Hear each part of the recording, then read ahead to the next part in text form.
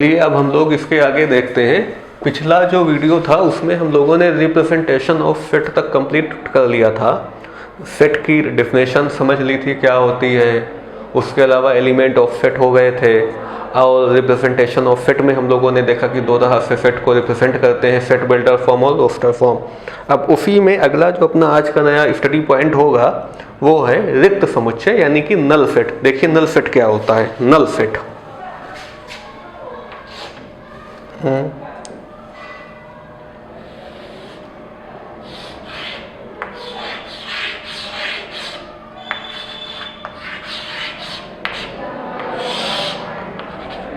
नल set, null set का मतलब ये होता है कि कोई ऐसा सेट जिसमें कोई एलिमेंट ही ना हो, ठीक है ना, बिना अवयव वाला समुच्चय, ऐसा समुच्चय जिसका कोई सदस्य ही ना हो, तो the set which has no element is called null set.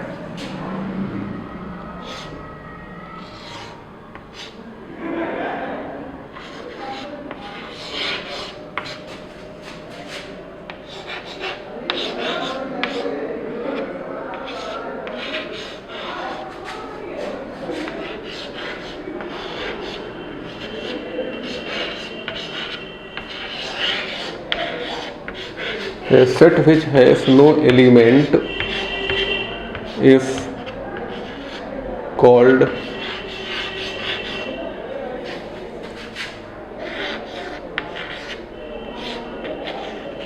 null set।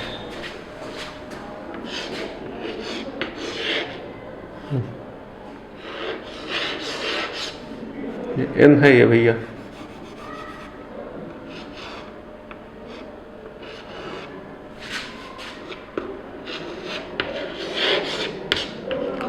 Hindi में इसको कहते हैं रिक्त समुच्चय।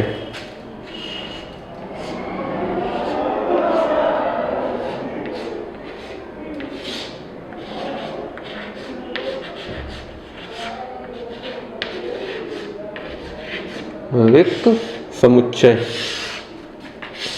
तो रिक्त समुच्चय क्या होता है? रिक्त समुच्चय एक ऐसा समुच्चय आप मान लो जिसमें कोई अवयव ही ना हो। फॉर एग्जाम्पल आपसे ये कहा जाए कि आप जो है कोई ऐसा नेचुरल नंबर बताइए जो 1 से छोटा हो, 1 से छोटी प्राकृत संख्या, तो ये नल सेट हो गया, है ना। एग्जाम्पल देख लीजिए।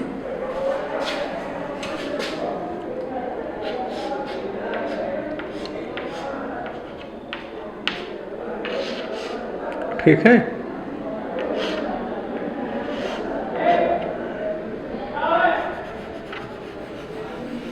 ये एग्जाम्पल है, सेट बिल्डर फॉर्म में लिख रहा हूं। X such that x, x है जहां पर x is a natural number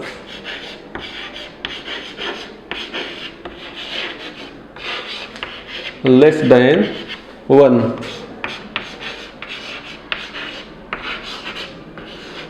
अब अगर आपसे कहा जाए कि x एक ऐसा प्राकृतिक संख्या है जो 1 से छोटा है, 1 से छोटा नेचुरल नंबर है, तो आप इस सेट में क्या लिखेंगे? क्योंकि नेचुरल नंबर की तो शुरुआत ही 1 से होती, तो 1 से छोटी तो कोई प्राकृतिक संख्या होती ही नहीं है। तो ये हमारा हो गया रिक्त समुच्चय, ठीक है ना। इसको कहा जाएगा रिक्त समुच्चय। और आप बताइए रिक्त समुच्चय के और क्या एग्जाम्पल हो सकते हैं? एक तो ये हो गया, दूसरा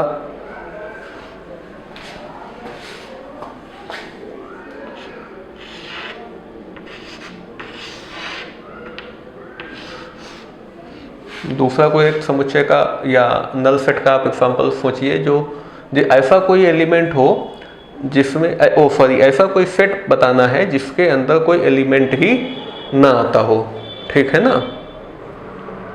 जैसे कि कहा जाए x सच डैट x, यहाँ पर x है जो कि x इस प्रकार है कि x is the goat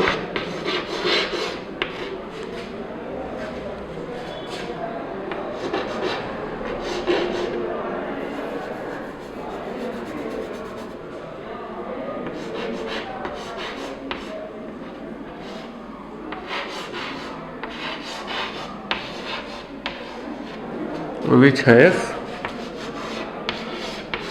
3 eyes। ये देखिए, ये एक दूसरा नल सेट हो गया। X such that X is the goat which has 3 eyes। X का यहाँ पे जो सेट बताया जा रहा है, तो X कोई ऐसी बकरी है जिसकी 3 आंखें होती हैं। तो 3 आंखों वाली बकरी कोई होती है? नहीं होती है। तो 3 आंखों वाली बकरियों का समुच्चय ये क्या हो गया? ये नल सेट हो गया, ठीक है ना। और देखिए थर्ड जैसे है अपना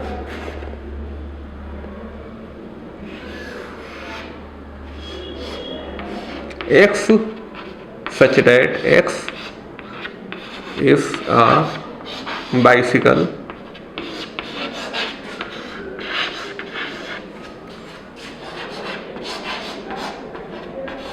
which flies। यहाँ पे फ्लाइज का मतलब उड़ाना होता है, उड़ाना। विच फ्लाइज इन स्काई। अब एस या ई अपना देख लेना क्या फ्लाइज,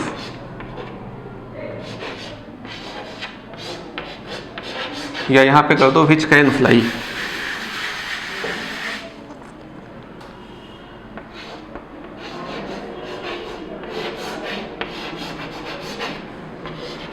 ये भी देखिए एक नल सेट का एग्जांपल हो गया। X such that X is a bicycle which can fly in sky। X एक ऐसी बाइसिकल है जो आसमान में फ्लाई कर सकती हो। अब आसमान में उड़ा जाने वाली कोई साइकिल देखी है आपने? होता है कहीं ऐसा कि साइकिल है वो आसमान में उड़ा रही हो? तो ये भी एक नल सेट हो गया। तो नल सेट का मतलब है, रिक्त समुच्चय का मतलब होता है कि एक ऐसा समुच्चय, ऐसा सेट जिसके अंदर कोई एलिमेंट ही ना आता हो, उनको कहते हैं नल सेट, ठीक है ना। आप इस पे अगले क्वेश्चंस देख लीजिए जो हैं।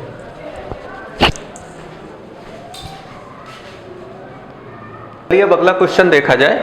अच्छा एक चीज और समझ लीजिए कि ये जो अभी हम लोग कर रहे हैं ना, ये 4th स्टडी पॉइंट चल रहा है सेट चैप्टर का। इससे पहले हम लोगों ने सेट में 3 चीजें देखी कि सेट होता क्या है, सेट की डिफिनेशन, एलिमेंट ऑफ सेट देखा और रिप्रेजेंटेशन ऑफ सेट देखा। ये अपना 4th है टाइप्स ऑफ सेट, समुच्चयों के प्रकार। तो टाइप्स ऑफ सेट में पहला टाइप हम लोग नल सेट यानी कि रिक्त समुच्चय की स्टडी यहाँ कर रहे हैं, स्टडी हो रही रिक्त समुच्चय क्या होता है। अब ये क्वेश्चन है which of the following are example of net set, null set. इनमें से नल सेट का एग्जांपल कौन है? अच्छा नल सेट के बारे में आप एक चीज और समझ लो, नल सेट को जो है वो एम्प्टी सेट भी कहा जाता है, क्योंकि आपको अभी बताया था कि नल सेट का मतलब जिसमें कोई एलिमेंट ना हो वो नल सेट है। और नल सेट को लिखने का तरीका ये है कि या तो ऐसे कर दो, इसको ऐसे ही खाली रहने दो, ये भी नल सेट हो गया, या फिर आप नल सेट के लिए ये बना दीजिए। मगर कभी भी ऐसा मत कर देना नल सेट के लिए कभी भी कि आप इसको भी बना दें, इसको भी बना दे और इसको बना दे। अब ये नल सेट नहीं हुआ, अब तो इसका ये एलिमेंट हो गया फाई। तो नल सेट या तो ये रहेगा या ये रहेगा, ये नहीं होगा नल सेट। ये ध्यान रखिएगा वो नल सेट नहीं, या तो आप ऐसे करिएगा या ऐसे करिएगा।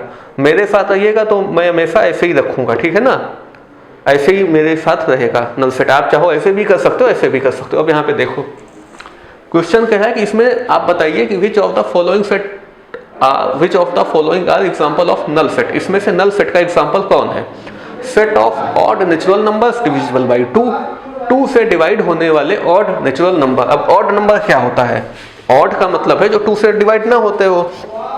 1 है, 3 है, 5 है, 7 है, 9 है, ये सब ऑड नंबर है। अब कह रहा है कि odd natural number divisible by 2, क्या इनमें से कोई 2 से डिवाइड होगा? नहीं होगा भाई। 2 से डिवाइड होना तो वो आदि ऑड क्यों होता? जो नंबर 2 से डिवाइड होगा वो ऑड होगा नहीं, और जो ऑड होगा वो 2 से डिवाइड नहीं होगा। तो क्या ये नल सेट है? तो हाँ भाई ये नल सेट है, ये हमारा नल सेट हो गया। इसको अलग उससे लिखते,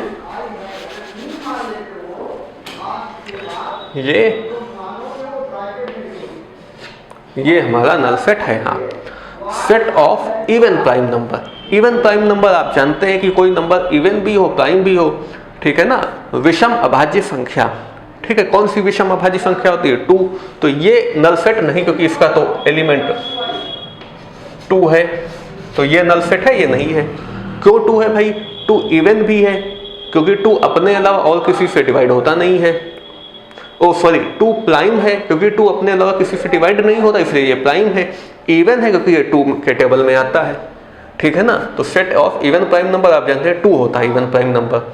हिंदी में समझ लो विषम अभाज्य संख्याओं का समुच्चय। तो विषम और अभाज्य ओ सॉरी सम अभाज्य संख्याओं का समुच्चय, गलत मैंने बोल दिया। Set of even prime number मतलब सम अभाज्य संख्याओं का समुच्चय। 2 सम भी है क्योंकि 2 के टेबल में आता है, विषम और अभाज्य है क्योंकि अपने अलावा और किसी के टेबल में नहीं आता है। x such that x is a natural number, x less than 5 and x greater than 7। यहाँ पर x एक ऐसा प्राकृतिक संख्या है जो 5 से तो छोटा है मगर 7 से ज़्यादा है। हो सकता है ऐसा कोई ऐसा नंबर आपको पता है जो 5 से कम हो और 7 से ज़्यादा हो? 5 से कम 1 2 3 4 है मगर वो 7 से ज़्यादा कहाँ है, और जो 7 से ज़्यादा वो 5 से कम कैसे हो सकता है? तो ये भी अपना नल सेट हो गया, ये भी नल सेट हो गया। इस पे देखो y such that y is a point common to parallel lines, 2 समांतर रेखाओं का उभयनिष्ठ बिंदु। मतलब 2 अगर पैरेलल लाइंस आपको दे दी जाए, मान लो ये और ये 2 पैरेलल लाइंस हैं, तो क्या इनमें कोई कॉमन बिंदु है? कॉमन बिंदु अगर होता, कोई कॉमन पॉइंट होता अगर इसमें, तो ये फिर पैरेलल कहाँ रह जाती भाई? कॉमन तो ऐसे होगा, ऐसे। अब यहाँ पे ये पॉइंट कॉमन हुआ मगर अभी पैरेलल नहीं, तो क्या पैरेलल लाइन में कोई कॉमन पॉइंट होता है? नहीं होता है। और ये क्या कह रहा है कि y such that y is a point common to parallel lines, 2 समांतर रेखाओं में कॉमन पॉइंट कैसे हो सकता है? नहीं होगा। तो ये भी नल सेट हो गया। बस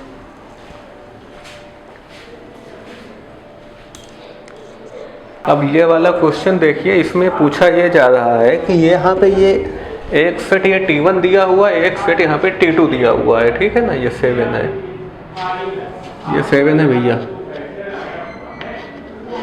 एक सेट T1 है, एक सेट T2 है। पूछा जा रहा है if T1 and T2 if null set, क्या T1 और T2 नल सेट है ना? तो बताना है कि ये नल सेट है या नहीं है। तो कैसे बताया जाए, देख लीजिए भाई। T1 में x की वैल्यू निकाल लेते हैं, देखते हैं कि कुछ निकलती है वैल्यू। अगर कुछ वैल्यू निकली तो ये नल सेट नहीं होगा, और अगर वैल्यू नहीं निकली तो नल सेट होगा। अब नल सेट तो ये नहीं होगा, x की कुछ ना कुछ तो वैल्यू आई जाएगी, देखते हैं, ठीक है ना। नल सेट तो ये नहीं होगा, लेकिन t की x की क्या वैल्यू ये भी बताना है। देखो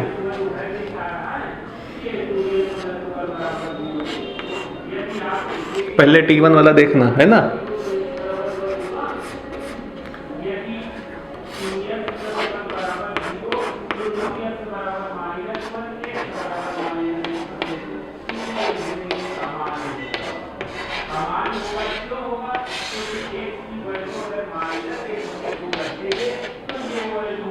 ये दिया हुआ है ना, अब इसको सॉल्व कर लेते हैं। इसके नीचे अपॉन 1 मान के एलसीएम कर देते हैं, उसको मल्टीप्लाई कर दें, मल्टीप्लाई तो माइनस है ना, minus 5x plus minus minus 5 7 जा 35, x प्लस 7 नीचे इधर,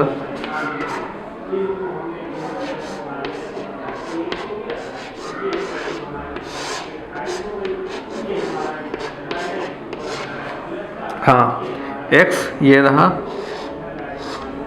+5 और -5। एक सेकंड रुको जरा, 5 से x प्लस 7 की मल्टीप्लाई होगी तो 5x का होगा 5x होगा,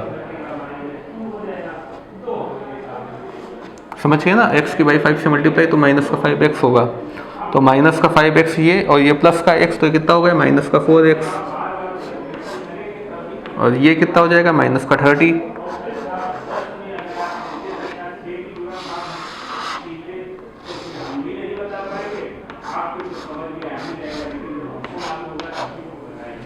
अब ये देखिए, ये वैसे ही रहने दो।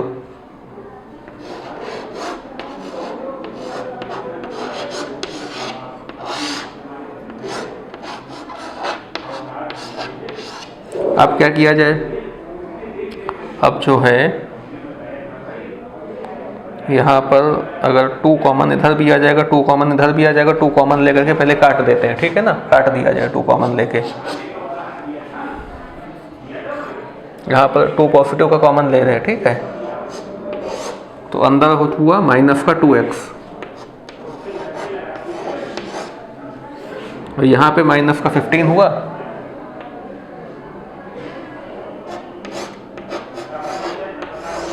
देख लें एक बार x को माइनस का, हाँ माइनस का 30, ठीक सही चल रहा। ये चीज़ यहाँ पे लिख रहा हूँ, ठीक है ना, नीचे x + 7। अब इधर भी देख लो, यहाँ भी 2 कॉमन हो जाएगा, ठीक। 2 कॉमन हो जाएगा ना। अंदर कितना हुआ 2x - 20। कॉमन तो यहाँ पे 4 हो जाता, मगर चलो 2 ही लिया है। 2x - 20, नीचे क्या आएगा 13 - x।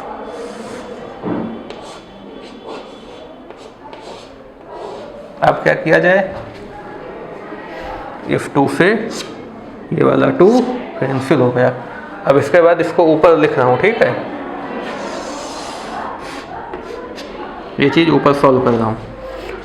अब माइनस का 2x - 15 है, नीचे x + 7 है, उधर ये है। तो चलो मल्टीप्लाई कर दिया जाए।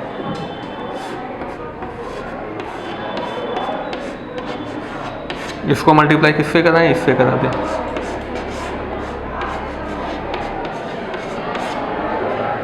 इज इक्वल टू, इसको मल्टीप्लाई इससे करा दें।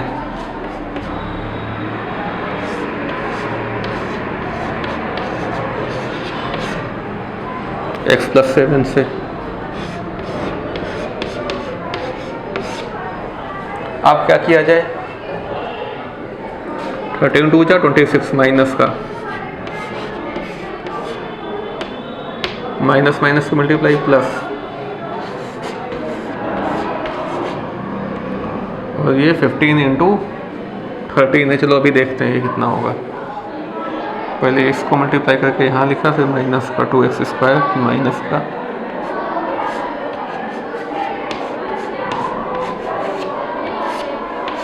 इसको इससे मल्टीप्लाई करेंगे तो ये आया। अब इसको फिर इससे मल्टीप्लाई करेंगे प्लस का, ये हो गया 15x =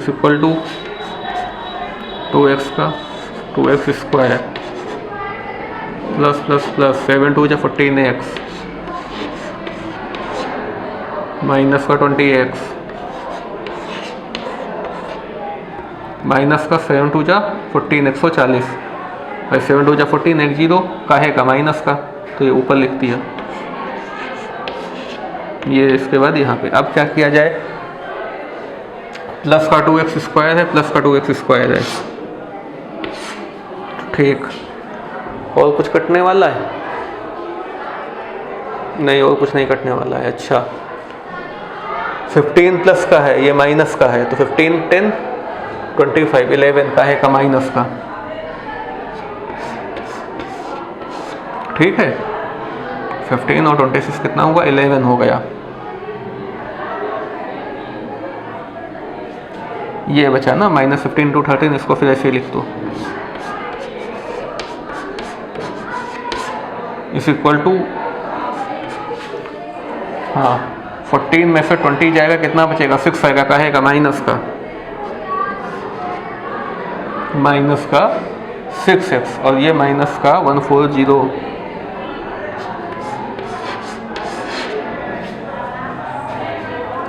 इधर भी माइनस उधर भी माइनस है, दोनों माइनस कॉमन लेकर के कट जाएगा। अच्छा 15 को 13 से मल्टीप्लाई भी कर लिए यहीं पे, है ना।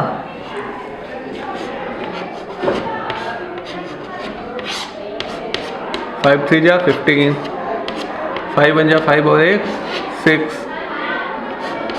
1 3 = 3, 1 1 = 1, 5 195, ठीक। इधर भी माइनस माइनस, उधर भी माइनस माइनस, माइनस माइनस हटा दे रहे हैं। 15 × 13 195। ये तो आपको पता ही होगा कि इधर माइनस कॉमन आ जाएगा, उधर माइनस कॉमन आ जाएगा, अंदर प्लस का हो जाएगा, इधर भी अंदर प्लस हो जाएगा, बाहर वाले माइनस जो कॉमन आएंगे वो कट जाएंगे। इधर ये 14 में से 20 गया था, 6x आया था, है ना भाई, माइनस का। तो ये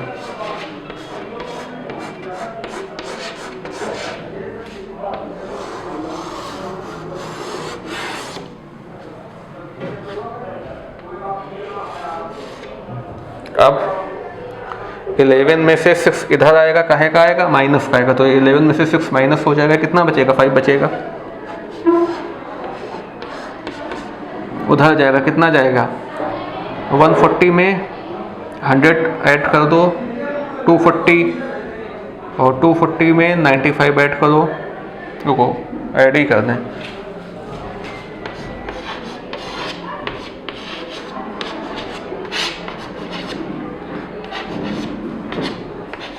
ठीक। तो कितना हो गया ये, एक सेकंड 6x इधर आएगा माइनस का, तो ये 5x हुआ, ये भी तो उधर जाएगा तो माइनस का ही जाएगा ना, तो माइनस होगा ना 140 में से 195, गलत हो गया, माइनस होगा ना।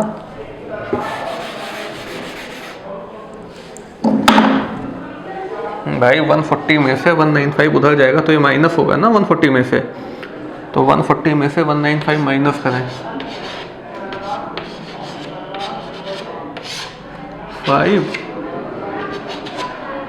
55 का है का माइनस का, तो x की वैल्यू कितनी आ गई यहाँ से,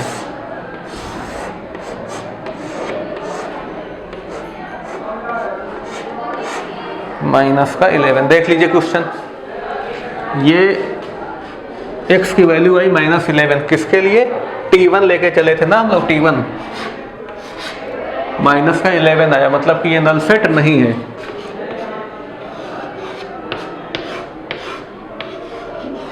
देख लीजिए फिर ये दूसरा वाला भी कराया जाए।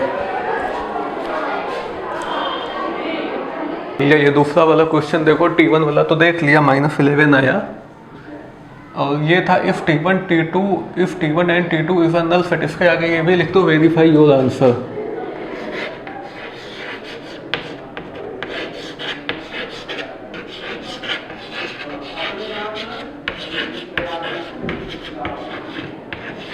मतलब क्या ये दोनों नल सेट हैं, और अगर नल सेट नहीं है तो फिर इसके सेट में एलिमेंट क्या क्या हैं। ये t2 देखो भैया, t2 सॉल्व कर लिया जाए इसे, है ना।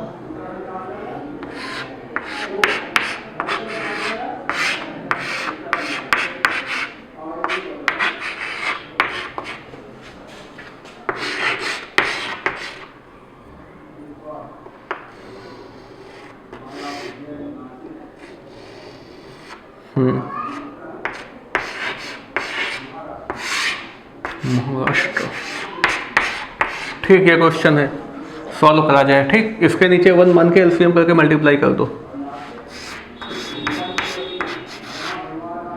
माइनस का 5x minus into minus plus, 5 7 या 35,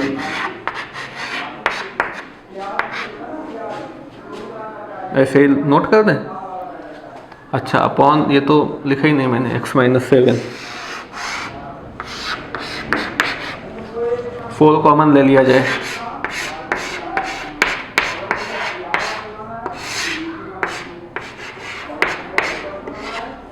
अब x प्लस का माइनस का 5x कितना आएगा, माइनस का 4x प्लस का 40,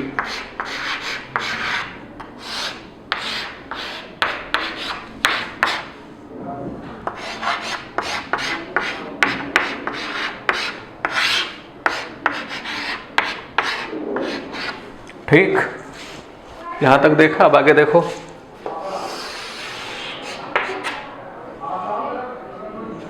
इसमें माइनस का 4 कॉमन ले लें या 4 कॉमन ले लें, खाली क्या सही रहेगा, कॉमन लेना, चाहे कुछ भी कॉमन ले लें, 4 ही कॉमन ले लें, या आराम से कट जाएगा, 4 कॉमन ले लिया, अंदर क्या बचा, माइनस का x प्लस का 10,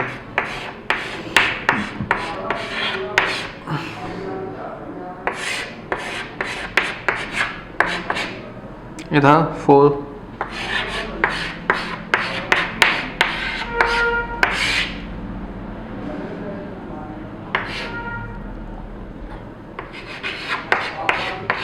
-13 ठीक,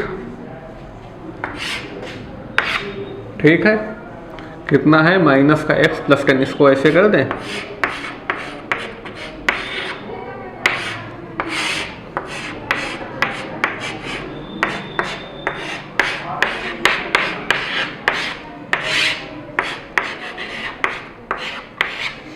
अब यहाँ पर एक चीज़ बहुत ध्यान से समझने वाली है। ज़्यादातर लोग गलत ये कर देते हैं, जैसे यहाँ पर 4 से 4 को कैंसिल करके काट दिया ना, तो लोग यहाँ पर भी x - 10 से x - 10 काट देंगे और -1/x - 7 कर देंगे और 1/13 - x कर देंगे। यहीं पे गलती हो जाती है। अब आप कहोगे जैसे 4 से 4 कटा वैसे x - 10 से x - 10 भी कट जाना चाहिए। ये नहीं कटेगा। ये इसलिए नहीं कटेगा, देखो बात समझो। ये 4 से 4 कैसे कटा? ये मान लो 4 यहाँ से यहाँ आता, जैसे मान लो लिखा हुआ है 3/2 = 3/5, तो यहाँ पे ये 3 से 3 कट जाता है। कैसे कट जाता है? आप क्रॉस मल्टीप्लाई कीजिए तो 3 × 5 होता और ये नीचे कितना आ जाता? 3 × 2 हो जाता। मान लो बराबर कुछ लिखा हुआ था, हमें समझना है केवल, नीचे 3 × 2 हो जाता। तो यहाँ पे ये कट जाता ना, कट के 1 आ जाता, तो हम लोग यहीं पे काट देते हैं। मगर ये आप देखिए, ये एक नॉन जीरो नंबर, ये जीरो तो है नहीं। अगर कहीं पे ऐसे लिखा हो ऐसे, तो क्या आप इसको ऐसे काट दोगे और लिख दोगे इसको 1/5 = 1/7? नहीं है, तो गलत हो जाएगा, क्योंकि जीरो से जीरो नहीं कटेगा ना। क्योंकि भाई अगर जीरो ये नीचे ला करके इसको 0/0 किया जाए, तो क्या आपको ने लिमिट में देखा होगा 0/0 कट के क्या 1 आता है? नहीं आता है। तो जब 0/0 कट के 1 नहीं आता, तो जीरो यहाँ से भी नहीं कटेगा। अब यहाँ पर जो ये x - 10 है, अब x - 10 की वैल्यू क्या होगी अपने को तो पता नहीं। अगर x की वैल्यू मान लो 10 ही निकल आई, तब तो ये 0 हो जाएगा, और 0 हो जाएगा तो हम लोग तो 0 से 0 काट रहे हैं। तो क्या ये 0 से 0 कट सकता है? नहीं कटेगा। इसलिए यहाँ पे मत काटना कभी। नॉन जीरो नंबर हो, सामने कांस्टेंट हो, काट दो। x वगैरह हो तो हो सकता है इस पूरे की वैल्यू 0 आ जाए, न्यूमरेटर की, ऊपर वाले की, तो भैया इसको मत काटना, वरना हो जाएगा क्वेश्चन गलत। तो क्या किया जाए? क्या किए? अब इसको क्रॉस मल्टीप्लाई कराना होगा, है ना। ये चीज़ ध्यान रखना, कभी भी इसको ऐसे मत काटना कि सोचो यहाँ पर वो है वहाँ पर यही है। जीरो हो सकता है ना, नॉन जीरो नंबर हो तो आराम से काट दो, 3, 5, 5 ये कुछ भी हो, लेकिन ऐसे मत काटना। अब इसको मल्टीप्लाई कराना होगा।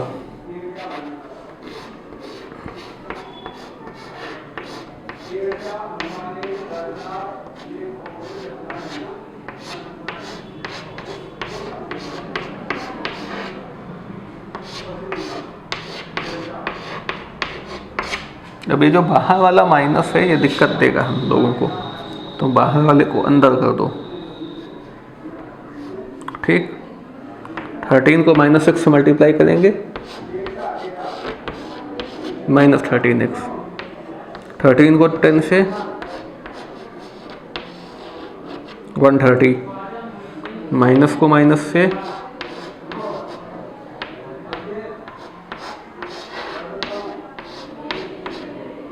x को x से,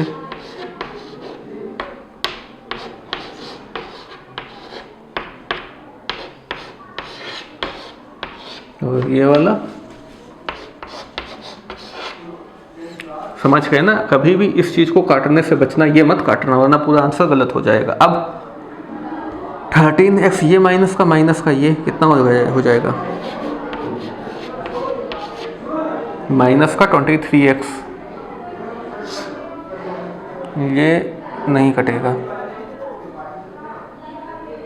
एक बात बताओ, ये x का है माइनस का, ये x का है माइनस का, तो माइनस और माइनस के x मल्टीप्लाई होंगे तो प्लस का x² होगा ना, क्यों?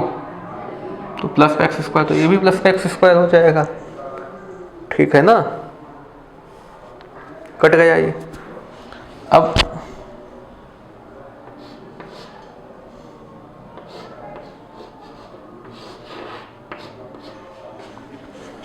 माइनस का 17x,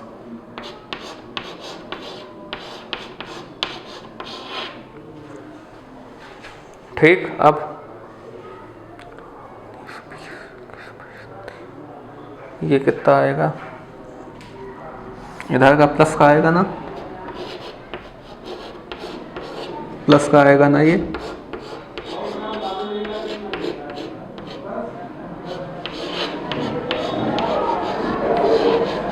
अब क्या होगा, माइनस का 23 है प्लस का 17 है, तो 17 और 3 20 और 3, हाँ तो यहाँ पे कितना हुआ माइनस का, इधर 60,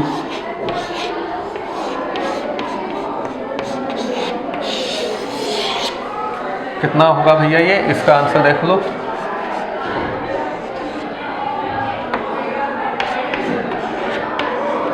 इसमें बस गलत होने की संभावना यहीं पर होती है कि बच्चा कोई स्टूडेंट इसको इससे न काट के 1 लिख दे, ठीक है ना, क्योंकि ये हो सकता है इसकी वैल्यू 0। अब देखो x की वैल्यू कितनी निकली, माइनस का 10 निकली थी, और अगर यहाँ पे जो है ये x की वैल्यू आ गई माइनस के 10, ये तो खैर 0 नहीं होगा, ये माइनस का 10 यहाँ पे रखेंगे या वहाँ पे रखेंगे तो ये 0 नहीं होगा, मगर फिर भी इसको काटना नहीं है, हो सकता है ये 0 भी आ सकता था, ठीक है ना, तो ऐसे मत काटना कभी, नोट कर दो। चीज़ भैया देखिए, वही मैं कहूँ कि कुछ गलत हो रहा है इसमें, ये 130 माइनस का, तो ये भी तो माइनस का ही आएगा ना, 130 ज़्यादा है तो ये इससे कट जाएगा, ये प्लस का 10 आ गया, अब ये प्लस का 10 आया तो ये भी 10 होगा, समझ गए ना बात। अब देखो x की वैल्यू 10 आई, और अगर x की कोई जगह यहाँ पे 10 रखते तो कितना हो जाता, 10 में से 10 कट के 0 हो जाता, उधर भी 0 हो जाता, और अगर इनको काट दिया जाता तो 0 से 0 कट जाता ना, और क्या 0 से 0 कट सकता है, नहीं कटता है, ये चीज़ गलत है, ठीक, ये ध्यान रखना, नोट करो फिर अगला करें। देखिए इसके आगे जो टाइप्स ऑफ समुच्चय, टाइप्स ऑफ सेट में हम लोगों को करना है, मतलब समुच्चयों के प्रकार में, वो है फाइनाइट एंड इनफाइनाइट सेट। और फाइनाइट और इनफाइनाइट सेट का तो आप भी समझ रहे होंगे कि क्या है, मतलब ऐसे सेट्स जिनके एलिमेंट्स को काउंट किया जा सके, मतलब वो समुच्चय जिनके अवयवों को गिना जा सके उनको फाइनाइट सेट यानी कि परिमित समुच्चय कहेंगे, और ऐसे सेट जिनके जो है एलिमेंट्स को गिना नहीं जा सकता, जो अनकाउंटेबल हों, उनको इनफाइनाइट सेट कहेंगे। अब फाइनाइट सेट जैसे आपके से ये कहा जाए कि भाई सप्ताह के दिनों का सेट बनाओ, ठीक है ना, एक वीक में जो डेज हैं उनके नामों का सेट बनाना है, तो Sunday Monday Tuesday Wednesday Thursday Friday Saturday, तो ये तो गिना जा सकता, तो ये तो भाई फाइनाइट सेट हो गया। या साल के महीनों का समुच्चय, ये भी फाइनाइट सेट हो गया। किसी या आपके क्लास के स्टूडेंट्स का समुच्चय, ये भी फाइनाइट सेट हो गया। तो फाइनाइट सेट का मतलब ये है कि ऐसा सेट जिसके एलिमेंट्स को गिना जा सके, काउंट किया जा सके, उसको फाइनाइट सेट कहते हैं। इनफाइनाइट सेट का मतलब है ऐसे सेट जिनके एलिमेंट्स को ना गिना जा सके, जो अनकाउंटेबल हो, वो इनफाइनाइट सेट है। अब जैसे कि आपसे कहा जाए नेचुरल नंबर का सेट इनफाइनाइट है, ठीक है, इवन नंबर्स का सेट इनफाइनाइट है, क्योंकि इवन नंबर्स कहाँ तक जाओगे, नेचुरल नंबर्स में कहाँ तक जाओगे, ये सब जो सेट हैं ये इनफाइनाइट सेट है। अब आपसे कहा जाए भाई इंटीजर्स का सेट बताओ, तो -1 -2 कहाँ तक जाओगे, इधर +1 +2 +3 कहाँ तक जाओगे, है ना।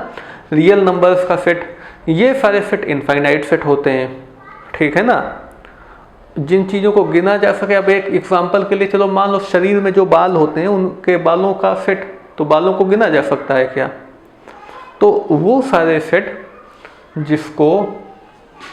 जिसके एलिमेंट्स को ना गिना जा सके उनको इनफाइनाइट यानी अपरिमित समुच्चय कहते हैं, और ऐसा सेट जिसके एलिमेंट्स को काउंट किया जा सके, गिना जा सके, उसको फाइनाइट सेट बोलते हैं।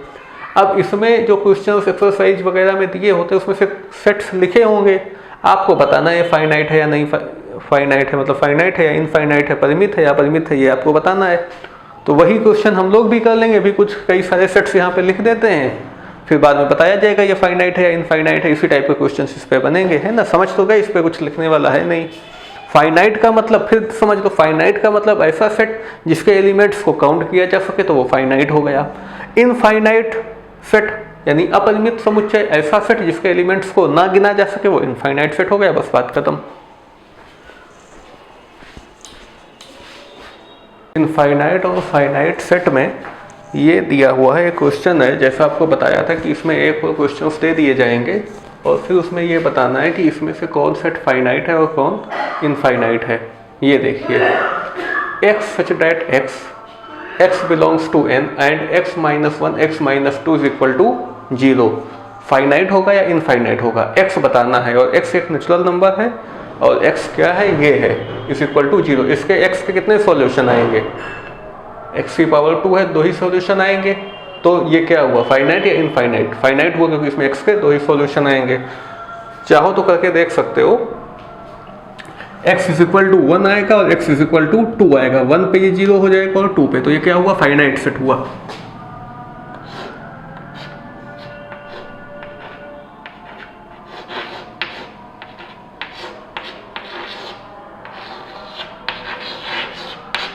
लिखना चाहो तो लिख भी दो कि भाई x इज इक्वल टू 1 और 2 केवल 2 ही एलिमेंट है यहाँ।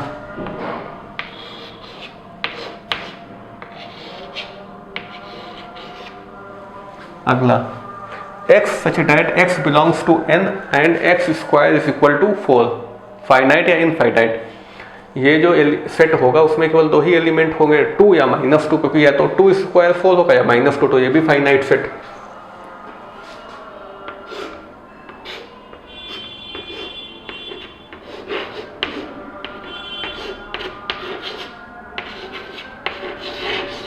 और इस सेट में कौन कौन से एलिमेंट होंगे, 2, -2। ये देखिए, x belongs to x such that x belongs to n to x -1 is equal to 0, finite या इनफाइनाइट? ये भी फाइनाइट सेट होगा, परिमित समुच्चय मतलब।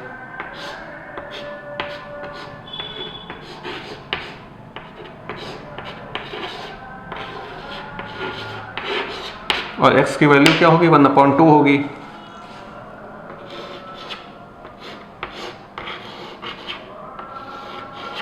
अगला, x such that x belongs to n and x is a prime number।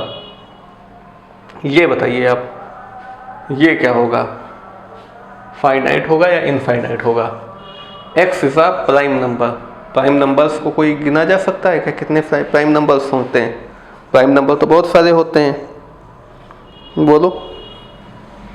x is a prime number, ये infinite set है, क्योंकि कहाँ तक गिनेंगे?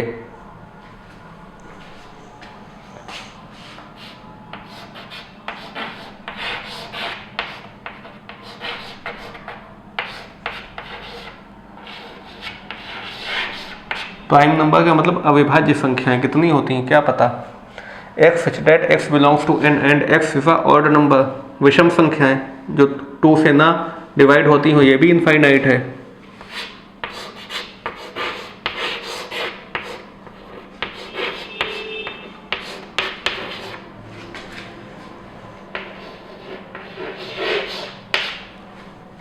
मंथ्स ऑफ ईयर गिने जा सकते हैं, कितने मंथ्स होते हैं, 12 मंथ्स होते हैं, तो ये तो फाइनाइट हो गया।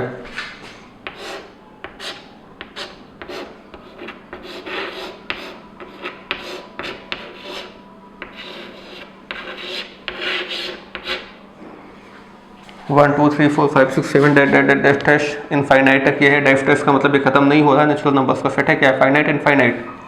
बोलो ना, इनफाइनाइट है ना।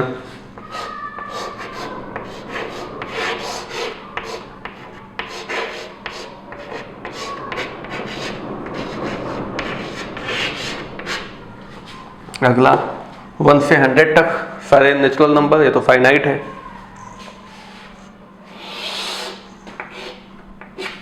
इसको यहाँ पे लिख रहे हैं, ठीक।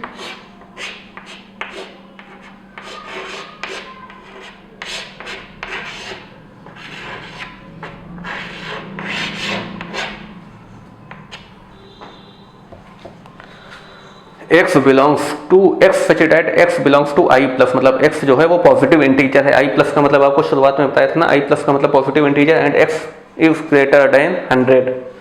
x इज ग्रेटर देन 100 और पॉजिटिव इंटीजर।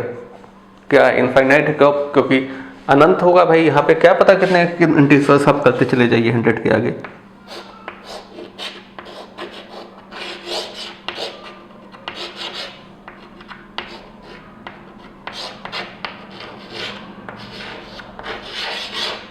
चलिए इतना करिए, फिर आगे और क्वेश्चंस लिखाए जाएं। अब ये वाला क्वेश्चन देखिए, ये भी वही चीज़ है, इस 4 सेट्स दे दिए गए हैं और बताना है कि ये फाइनाइट सेट है या इनफाइनाइट सेट है। ठीक है, देखो भाई, the set of prime numbers less than 99, 99 से छोटे प्राइम नंबर आपको पता है 99 से जो छोटे नेगेटिव नंबर तो आएंगे नहीं, इसमें प्राइम नंबर आएंगे, तो ये तो प्राइम नंबर 99 से छोटे, तो ये तो फाइनाइट हो गया।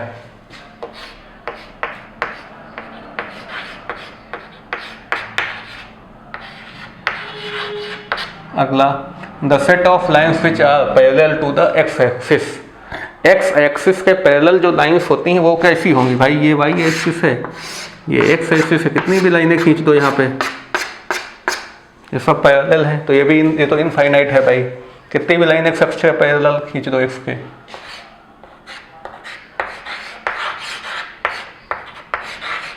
Infinite.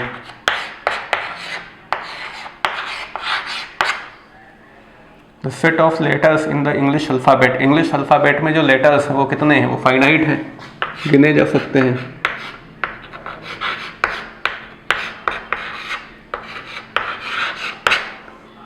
The set of numbers which are multiple of 5, 5 से मल्टीपल नंबर्स, ये तो इनफाइनाइट है।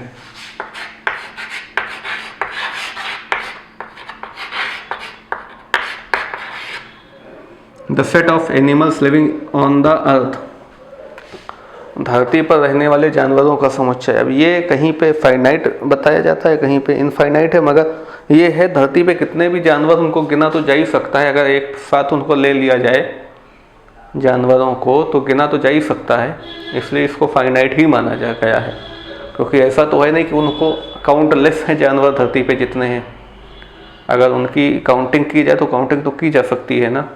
तो the set of animals living on the अर्थ ये फाइनाइट ही है।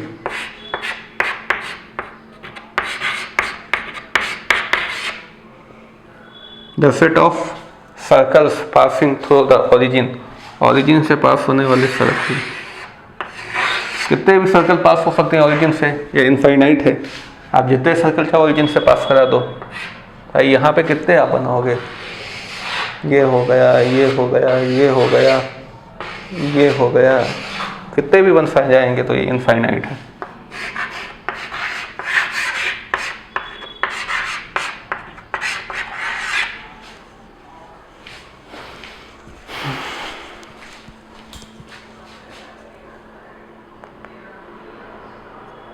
अब आगे देखिए, अभी तक हम लोगों ने टाइप्स ऑफ सेट अपना चल रहा था, जो सेट चैप्टर का 3rd स्टडी पॉइंट था। तो टाइप्स ऑफ सेट में हम लोगों ने नल सेट देखा है भाई, जिसमें कोई अवयव ही ना हो, वो नल सेट है, रिक्त समुच्चय है। फाइनाइट और इनफाइनाइट सेट भी देख लिया। अब टाइप्स ऑफ सेट में जो अपना अगला है वो 4th है, सिंगल्टन सेट, हिंदी में बोलते हैं एकल समुच्चय। तो सिंगल्टन सेट का मतलब है कोई एक ऐसा सेट हो जिसमें केवल एक एलिमेंट आता हो, बस उसको सिंगल्टन सेट कहते हैं। जैसे कि आपसे कहा जाए भाई कोई इवन प्राइम नंबर बताओ, तो इवन प्राइम नंबर यानी कि समअभाज्य संख्या क्या होगा, केवल 2 होगा। तो इवन प्राइम नंबर का अगर सेट बनाया जाए तो ये जो है ये एक सिंगल्टन सेट होगा, ठीक है ना। या कहा जाए कि इंडिया के प्राइम मिनिस्टर्स का सेट बनाइए, ये भी एक सिंगल्टन सेट होगा।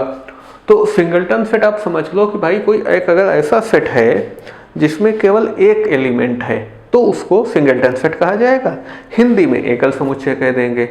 अब ये एनसीईआरटी में था तो आपको बता दिया। अब अगला जो अपना स्टडी पॉइंट है टाइप्स ऑफ सेट के बाद में, वो है इक्वल सेट, समान समुच्चय। समान समुच्चय इक्वल आप जानते ही हो क्या होता है, दो चीजें बराबर हो तो इक्वल कहते हैं। ऐसे ही यहाँ सेट में भी है कि भाई अगर दो सेट बराबर हैं तो वो इक्वल हो गए। तो यहाँ पे बराबर होने का मतलब क्या है, बराबर होने का मतलब जो एलिमेंट किसी एक सेट में हो वही एलिमेंट दूसरे सेट में हो, बस हो गए बराबर। जैसे कि आप एग्जांपल देखो, लिखा हुआ a इज इक्वल टू 1 2 3 4, तो a इज इक्वल टू 1 2 3 4 और b इज इक्वल टू 3 1 2 4, तो a और b कह देंगे कि ये एक इक्वल सेट है, ठीक है ना। अब ये देखिए आप, x such that x is a prime number, ठीक, x such that x prime number less than 6, मतलब x जो है 6 से छोटे प्राइम नंबर हैं। तो इसके लिए ये दिया हुआ है p, तो p क्या होगा, x such that x prime number less than 6, 6 से छोटे प्राइम नंबर क्या होते हैं, 1 होता है। 1 प्राइम नंबर में आता है या नहीं आता है, 1 प्राइम नंबर में नहीं लिया जाता है, क्योंकि बुक्स में ये 1 को नहीं लेते हैं, 2 से शुरू करते हैं। अगर कोई लिख भी दे तो भी खैर गलत नहीं होना चाहिए, लेकिन 1 जनरली रहता नहीं है प्राइम नंबर में, क्योंकि प्राइम नंबर का मतलब है जो किसी से डिवाइड ना हो, और 1 ऐसा माना जाता है 1 से सभी हो जाते हैं। चलिए अच्छा, अब x such that x is a prime number less than 6, तो क्या हुआ,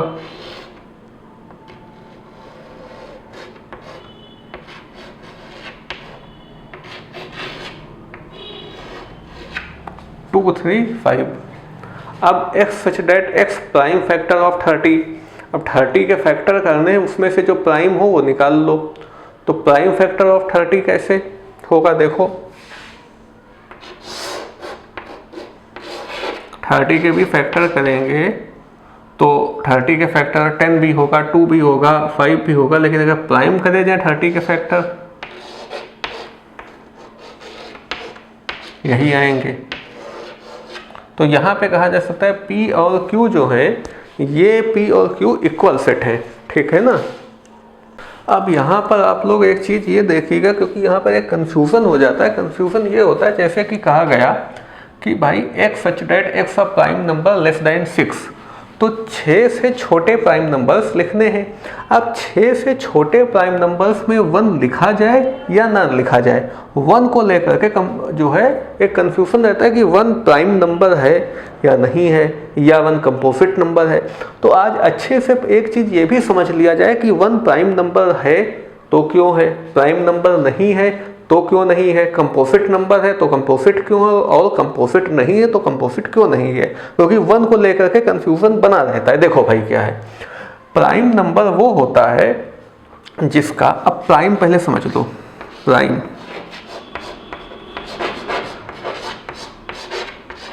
आपको केवल शॉर्ट में बता रहा हूं, प्राइम नंबर का मतलब वो नंबर है जिसके केवल 2 फैक्टर्स होते हो। कितने फैक्टर्स होते हो, 2 फैक्टर।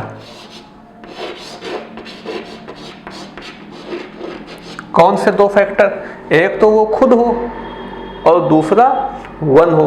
जैसे कि 13 एक प्राइम नंबर है, तो 13 या तो 13 के टेबल से कटेगा या 1 से कटेगा। तो प्राइम नंबर के 2 फैक्टर होते हैं, एक तो वो खुद होता है, एक तो वो नंबर ही होता है अपना फैक्टर, खुद हो या फिर 1 हो। तो जिसके 2 फैक्टर होते हैं उसको प्राइम नंबर कहते हैं। और कंपोजिट किसे कहते हैं,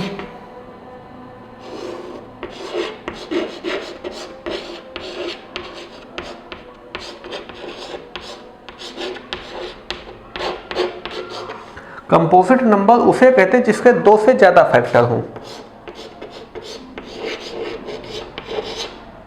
मोर देन 2 फैक्टर। तो कंपोजिट नंबर वो हो गया जिसके 2 से ज्यादा फैक्टर हों। अब जैसे कि 4 है, 4 1 से भी कटेगा, 2 से भी कटेगा और 4 से भी कटेगा, तो 2 से ज्यादा फैक्टर हो गए, तो 4 हो गया कंपोजिट नंबर, 6 हो गया कंपोजिट नंबर। तो प्राइम नंबर और कंपोजिट नंबर को आप ऐसे समझ लो कि जिसके 2 फैक्टर हो वो प्राइम नंबर, जिसके 2 से ज्यादा फैक्टर हो वो कंपोजिट नंबर। अब 1 के साथ क्या होता है, 1 के फैक्टर होते हैं केवल 1, ठीक है ना। अगर आप देखो 1 का जो फैक्टर होता है वो केवल 1 होता है। 1 का फैक्टर कौन होता है, केवल 1 होता है।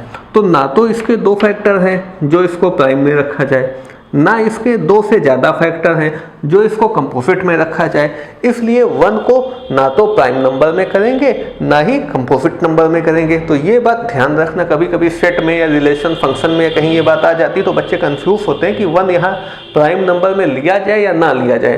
तो ध्यान रखिएगा, आपको मैंने बता भी दिया कि 1 के 2 फैक्टर तो होते नहीं है इसलिए वो प्राइम नहीं है, 1 के 2 से ज़्यादा फैक्टर नहीं होते इसलिए वो कंपोजिट नहीं है। इसलिए 1 को ना ही तो प्राइम नंबर में रखेंगे ना कंपोजिट नंबर में रखेंगे। अब यहाँ पर क्या था, less than 6 prime number, less than 6। अब 6 से छोटा प्राइम नंबर लेना था तो 1 यहाँ नहीं रखा क्योंकि 1 प्राइम में नहीं आता है। 30 से छोटा प्राइम नंबर नहीं आता है 1। अगर कंपोजिट भी लिखा होता है यहाँ पे तो भी 1 नहीं आता। समझ गए ना। हाँ भैया, अब ये वाला जो है क्वेश्चन देखिए, आप लोगों ने इक्वल सेट समझ लिया क्या है, उसी पे बेस्ड है। 3 क्वेश्चन है, ये पहला क्वेश्चन है, ये दूसरा है, ये तीसरा है। कह रहा है विच इज इक्वल सेट, इसमें से इक्वल सेट कौन है बताना इन तीनों क्वेश्चन में। देखना भाई, a इज इक्वल टू 0 है, b दिया हुआ है x is greater than 15 and less than 5, x जो है 15 से ज़्यादा है और 5 से छोटा है, तो ये तो नल सेट हो जाएगा भाई, b वाला तो नल सेट हो जाएगा। तो b तो अपना नल सेट हो गया, ये b के ऊपर n बना दिया, n का मतलब नल सेट। c कह रहा है x such that x minus 5 is equal to 0, तो c हो गया अपना 5।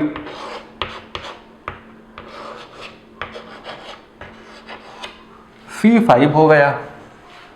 अच्छा, d है x square is equal to minus का 25, तो d क्या हो गया,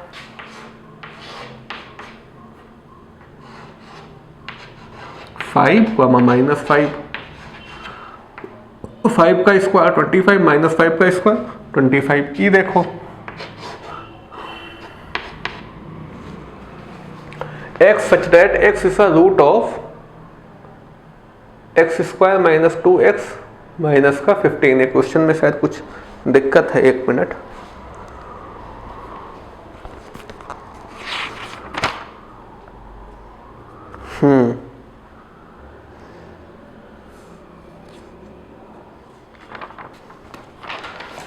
इसमें जो है एक चीज और है, इसे के आगे कर लीजिएगा आप लोग, and x belongs to z plus, यानी x जो है वो एक पॉजिटिव इंटीजर है। तो d ये हो गया x such that x is a root of इस ये इक्वेशन, और x जो है वो z प्लस से बिलोंग करता है, मतलब x एक पॉजिटिव इंटीजर है। इसको सॉल्व कर लेंगे, वो वाला रूट ले लेंगे जो पॉजिटिव इंटीजर हो, तो इसको सॉल्व करके देख लिया जाए, ठीक है।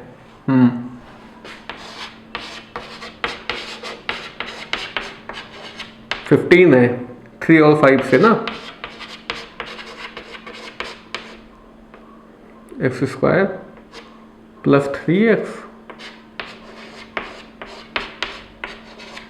दोनों में कॉमन x,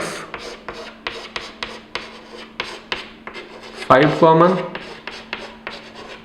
हाँ x बराबर क्या आया, माइनस का 3 आया, कॉमन 5 आया, ठीक। अब देखो e क्या हो गया, e इसका एक रूट भी हो और पॉजिटिव इंटीजर हो, तो इसमें पॉजिटिव कौन है, 5 पॉजिटिव है, तो 5 लिया जाएगा।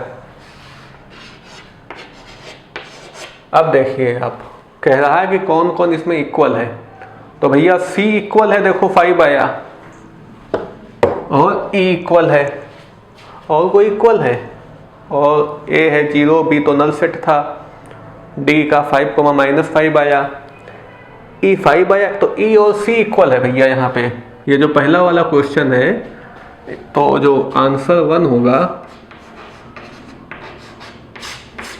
कौन सा है, e इक्वल टू सी। अब इस पे आओ, ए दिया हुआ है set of letters of word alloy, set of letters of word loyal, ये तो जानते ही है, ALOI ये तो दोनों इक्वल होंगे, तो ये भी E is equal to F है।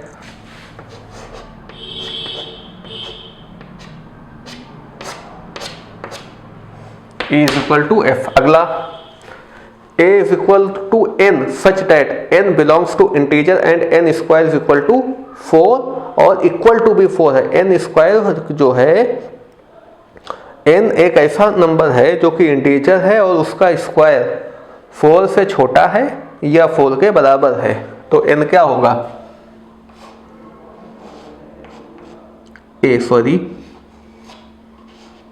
वो इंटीजर बताइए जिसका स्क्वायर 4 से छोटा हो या 4 का बराबर हो, पॉजिटिव इंटीजर हो। 1 माइनस 1, 2 माइनस 2, 1 का स्क्वायर 1 माइनस 1 का स्क्वायर 1, 4 से छोटा है, और 2 का स्क्वायर 4 और माइनस 2 का स्क्वायर 4, ये जो है 4 के बराबर है। यही कह रहा था कि n जो है, a जो है वो n है, और n का स्क्वायर 4 से छोटा या बराबर, ये क्या है, x such that x belongs to R and x square minus 3x plus 2 is equal to 0। अच्छा, b जो है इस x की वैल्यू है। अब x की वैल्यू निकाल लेते हैं, कितना x square minus 3x plus 2, देखो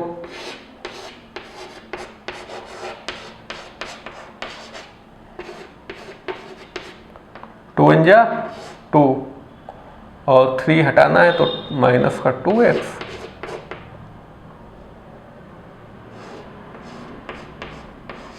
ठीक।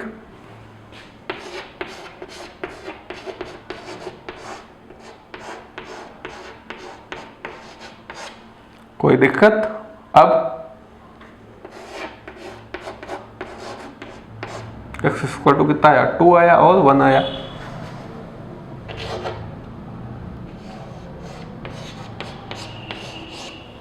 ठीक है, a इतना हो गया, b इतना हो गया। क्या a और b बराबर है?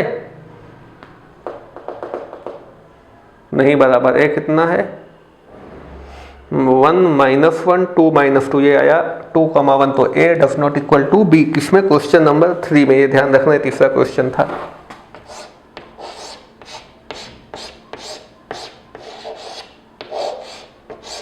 a b के बराबर नहीं है, देख लिया।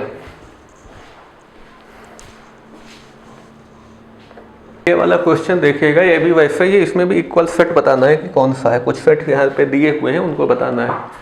A है 2 4 8 12, B है 1 2 3 4, C ये है, D है, E है, F है, G है। अच्छा भैया देखो, B और D देखो इक्वल है ना, A और C इक्वल नहीं है क्योंकि C में 14 है। B और D इक्वल हो गए, तो पहला तो B और D। और क्या इक्वल है? E और G इक्वल है, ये देख लो, ठीक।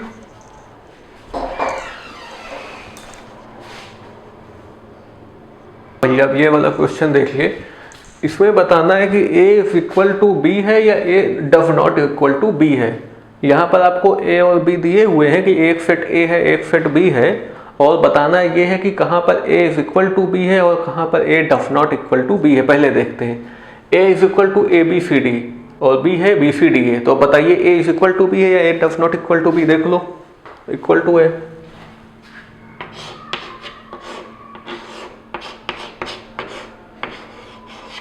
अगला A है 4 8 12 16, 8 4 16 18, ये तो नहीं इक्वल है। दूसरा वाला देखो, तो ये नहीं इक्वल है।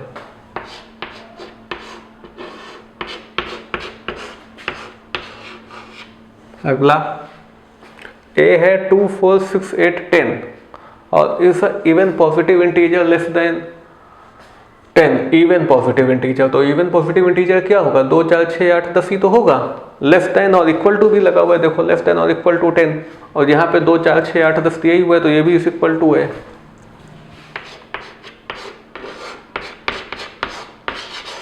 अगला देखो, x such that x is divisible by 10, मतलब 10 से जो चीजें कट जाएं, 10 20 30 40 है ना, 10 20 30 40 50 60, ये 10 15 20 25 30, ये तो नहीं बराबर है।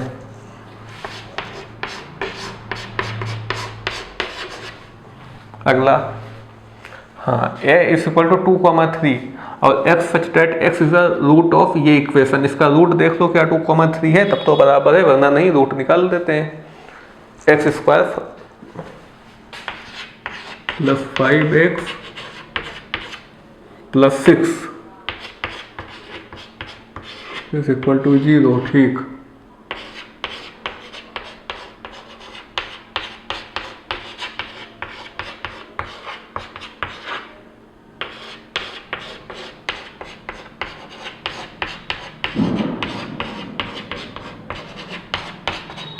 तो कितना आएगा,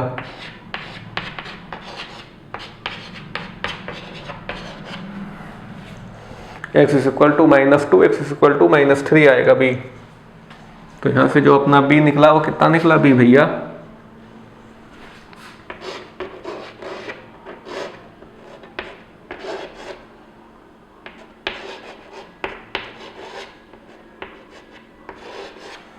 -2, -3, ये क्या कह रहा है? 2, 3 इक्वल टू है, नहीं है?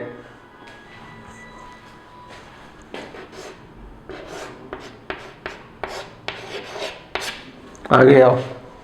हाँ, X such that X letter of word follow एक Y such that Y letter of word wolf, ये तो होगा इक्वल। WOLF, तो ये है इक्वल भैया, नोट करो।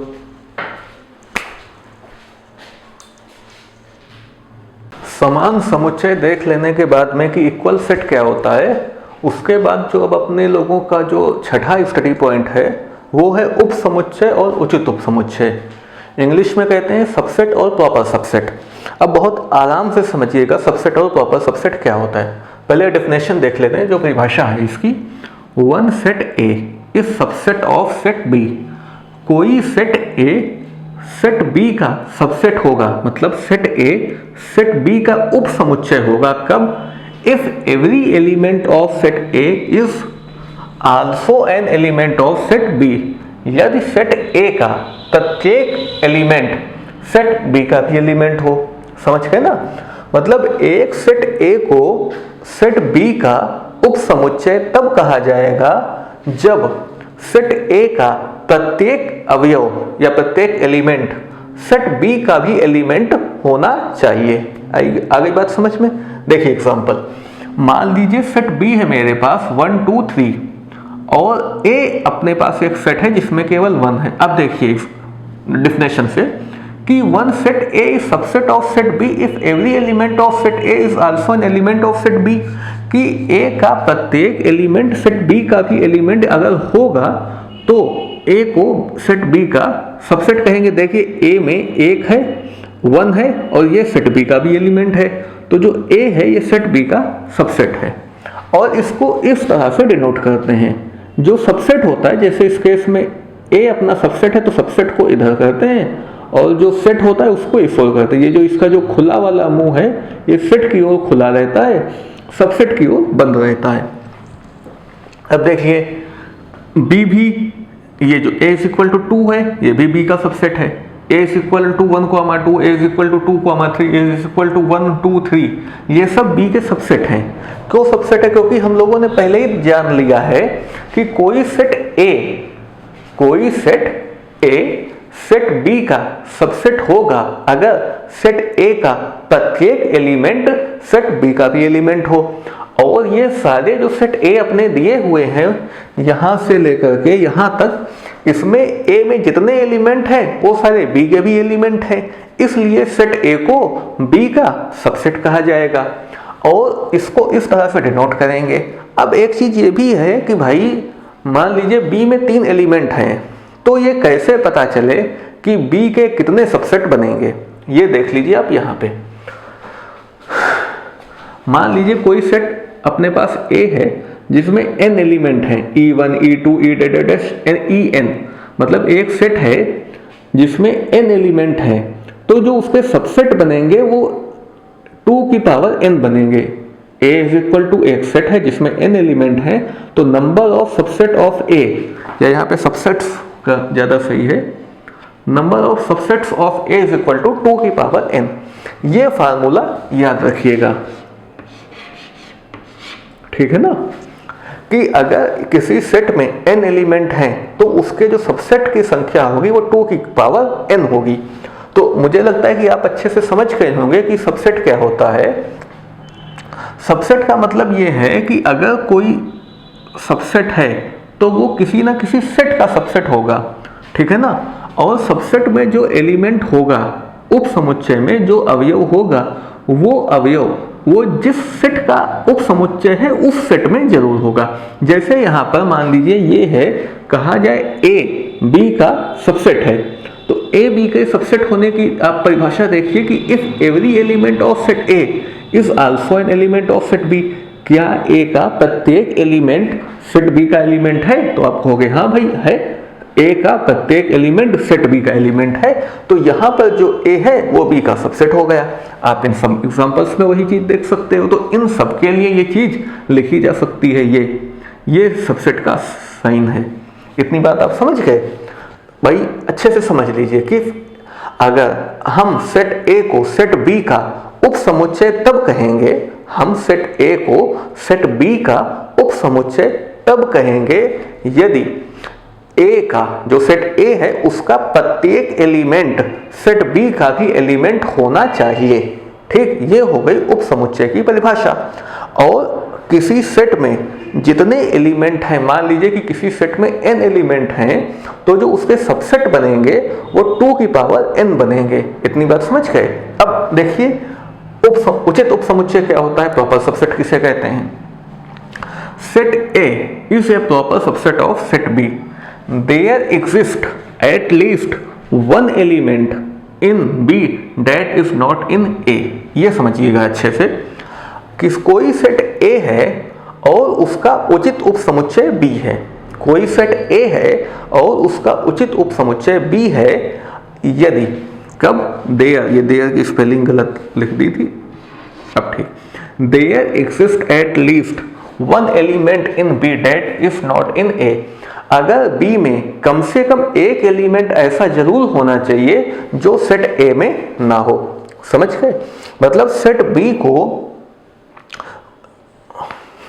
सेट B को नहीं, सेट A को, सेट A को सेट B का प्रॉपर सबसेट या उचित उप समुच्चय तब कहेंगे जब कम से कम एक एलिमेंट सेट B का ऐसा जरूर होना चाहिए जो B में तो हो और A में ना हो, तो हम A को B का प्रॉपर सबसेट कहेंगे। आइए देखते हैं इसके एग्जांपल।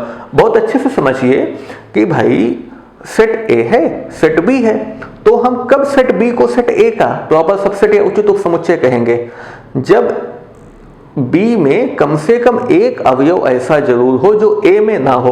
अब जैसे B इज इक्वल टू 1 2 3 दिया हुआ है और A इज इक्वल टू 1 2 है। अब A को क्या B का उचित उप समुच्चय कहेंगे। अब देखिए परिभाषा क्या है कि set B there exist at least one element in B that is not in A। अब देखो क्या B में कम से कम एक ऐसा एलिमेंट है जो A में नहीं है। B में एक ऐसा एलिमेंट है जो A में नहीं है। हाँ ऐसा है भाई, B में 3 है, A में नहीं है, तो A को B का प्रॉपर सबसेट कहेंगे। ठीक, इसमें देखिए, फिर इसको देखते रहिए, आप डेफिनेशन देखते रहिए कि A में कम से कम एक अवयव, B में कम से कम एक अवयव ऐसा जरूर हो जो A में ना हो, तब हम A को B का सबसेट कहें, प्रॉपर सबसेट कहेंगे। ठीक, तो B में देखिए एक अवयव ऐसा है जो A में नहीं है, B में एक अवयव है ऐसा जो A में नहीं है, तो यहाँ हम A को B का प्रॉपर सबसेट कहेंगे। यहाँ A इज इक्वल टू केवल 1 लिखा हुआ है सेट में। अब यहाँ पर 2 अवयव भी हो सकते हैं ऐसे जो B में है A में नहीं है, यहाँ भी A B का प्रॉपर सबसेट है। मतलब कम से कम एक अवयव B में ऐसा जरूर हो जो A में ना हो। अब एक से ज्यादा अवयव अगर B में है और A में नहीं है तो भी A जो है B का प्रॉपर सबसेट हो जाएगा। कम से कम की बात की गई कि कम से कम एक अवयव तो ऐसा हो ही B में जो A में नहीं है, अगर A को B का प्रॉपर सबसेट होना है। बात समझ में आ रही ना। फिर देखिए A इज इक्वल टू 2, 3 और B इज इक्वल टू 1, 2, 3, तो क्या A को B का प्रॉपर सबसेट कहेंगे? कहेंगे। क्यों कहेंगे? क्योंकि B में कम से कम एक एलिमेंट ऐसा जरूर होना चाहिए जो A में ना हो, तो B में एक एलिमेंट ऐसा है जो A में नहीं है प्रॉपर सबसेट। अब A इज इक्वल टू केवल 3 भी अगर लिख दिया जाए तो ये भी प्रॉपर सबसेट है, क्योंकि B में कम से कम एक एलिमेंट ऐसा हो जो A में ना हो, तो यहाँ तो B में 2 एलिमेंट है जो A में नहीं, तो यहाँ पर भी भाई A जो है B का प्रॉपर सबसेट हो गया। अब देखिए अगर A इज इक्वल टू 1, 2, 3 लिखा हुआ है, A इज इक्वल टू 1, 2, 3 लिखा हुआ है, अब A को B का प्रॉपर सबसेट नहीं कह सकते, क्योंकि B में कम से कम एक एलिमेंट तो ऐसा होना चाहिए था जो A में ना हो। यहाँ B में ऐसा कोई एलिमेंट है ही नहीं जो A में ना हो, इसलिए इस स्थिति में A को B का प्रॉपर सबसेट नहीं कह सकते हैं। यहाँ पर A B का सबसेट तो है मगर प्रॉपर सबसेट नहीं है, तो यहाँ पे ये सबसेट वाला साइन, प्रॉपर सबसेट वाला साइन नहीं लगेगा, सबसेट वाला साइन लगेगा। इतनी बात समझ में आई? देखिए आप,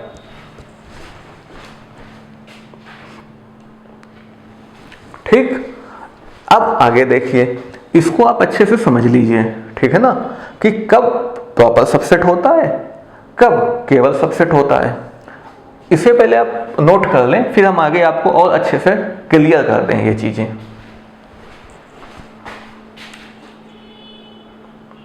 अब इसको और अच्छे से समझ लीजिए कि सबसेट और प्रॉपर सबसेट क्या होता है और कब कोई सेट किसी सेट का सबसेट होगा और कब प्रॉपर सबसेट होगा, क्योंकि इसमें अक्सर लोग कंफ्यूज हो जाते हैं ना। अब देखो बात को, देखो मान लो जैसे अपना जो एग्जांपल था वो था a इज इक्वल टू 1, 2, 3। ठीक, अब अगर इसके प्रॉपर सबसेट बनाए अगर इसके सबसेट बनाए जाए तो कितने बनेंगे? देखिए क्या फार्मूला है।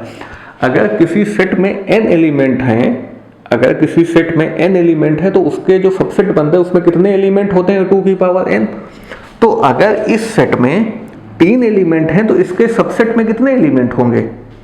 इसके कितने सबसेट बनेंगे? अगर किसी सेट में n एलिमेंट है तो उसके सबसेट कितने बनते हैं? 2 की पावर n। अब इस सेट में अगर 3 एलिमेंट हैं तो इसके सबसेट में कितने एलिमेंट होंगे? इसके सबसेट कितने होंगे? 2 की पावर 3 होंगे।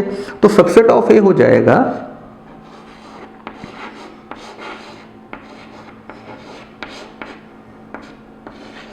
जो सबसेट्स ऑफ ए बनेंगे अपने वो 2 की पावर n यहाँ कितना है? 3, तो 2 की पावर 3 इज इक्वल टू 8।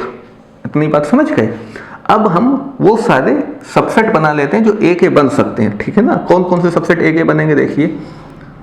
अच्छा, हर एक सेट का एक सबसेट होता है फाई, ये ध्यान रखिएगा, मतलब रिक्त समुच्चय, एम्प्टी सेट, नल सेट जिसे आपको बताया था। तो प्रत्येक सेट का एक सबसेट तो नल सेट होता है, ये हो गया। और इसके कौन कौन सबसेट बनेंगे? ये 1, 2, 3। कैमरा यहीं पे जूम कर दें।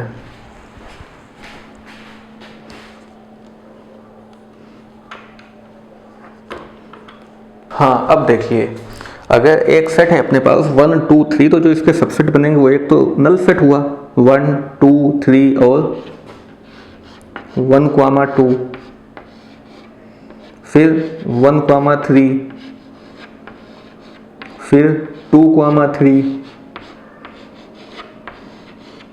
और 1, 2, 3। ये इसके सबसेट हो गए। अब सबसेट देख लीजिए कितने, 1, 2, 3, 4, 5, 6, 7, 8, 8 सबसेट इसके आ गए। अब आप जरा देखिएगा, ये जो इसके 8 सबसेट बने हुए हैं, सेट ए के जो 8 सबसेट बने हैं, इसमें इसका सबसेट कौन है और प्रॉपर सबसेट कौन है? देखो भाई, सबसेट की डिफिनेशन आ जाओ, परिभाषा से हम लोग चलेंगे। देखिए, किसी सेट को मान लीजिए ये ए सेट है अपने पास और इसका जो सबसेट होगा तो इसका सबसेट हम उस सेट को हम इस सेट का सबसेट कहेंगे जिसमें जितने भी एलिमेंट हों उसमें वो सारे ए के भी एलिमेंट होने चाहिए। भाई अपनी क्या डेफिनेशन थी कि one set A is subset of set B if every element of set A is also an element of set B. भाई किसी सेट ए को सेट बी का उप समुच्चय तब कहा जाता था जब ए सेट का प्रत्येक अवयव बी का भी अवयव हुआ करता था। तो इन सेट को हम ए का उप समुच्चय तब कहेंगे जब इन सारे सेट का प्रत्येक अवयव सेट ए का भी अवयव होगा, ठीक है ना। तो भाई ये सारे चीजें तो इस शर्त को पूरा करें, इस परिभाषा को पूरा करें कि भाई इनका प्रत्येक अवयव सेट ए का भी अवयव है। तो ये सारे जो सेट लिखे हुए हैं ये सेट ए के उप समुच्चय हैं, ठीक है, बिल्कुल सही बात है। अब आप ध्यान से देखिए, ये जो इस सेट के उप समुच्चय आए हैं इनमें एक उप समुच्चय ऐसा भी है, इनमें एक उप समुच्चय ऐसा भी है जो सेट ए के बराबर है। इतनी बात समझ गए, क्योंकि परिभाषा तो ये जो बराबर वाला सेट है वो भी पूरी कर रहा है। परिभाषा क्या थी कि भाई अगर कोई सेट ए सेट बी का उप समुच्चय है तो ए में वो सारे एलिमेंट हो जो बी में है। अब ये सेट अगर इस सेट का उप समुच्चय है ये वाला, तो देखिए इसके जितने एलिमेंट हैं वो ए के भी एलिमेंट हैं, तो हम इस सेट को सेट ए का उप समुच्चय कहेंगे। और इन सारे जो बाकी के जो समुच्चय बने हैं वो भी उसके उप समुच्चय हैं। अब आगे देखिए भाई, ये जितने सेट हैं वो भी तो ए के जो है सबसेट है ना, क्योंकि हमारी जो परिभाषा है उससे आप देख लीजिए कि इनके प्रत्येक अवयव सेट ए का भी अवयव है, इसलिए ये समुच्चय है।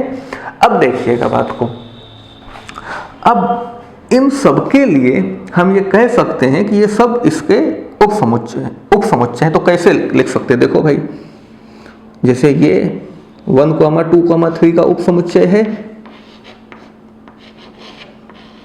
तो हम इसके लिए ये साइन लगा दें। आपने देखा था पहले ही, इस तरीके से हम इसके लिए भी लगा सकते हैं।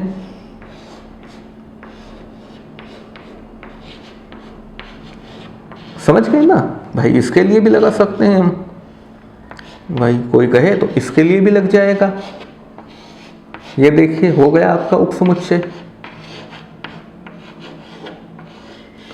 और ये भी सेट ए का उपसमुच्चय है तो इसके लिए भी लग जाएगा।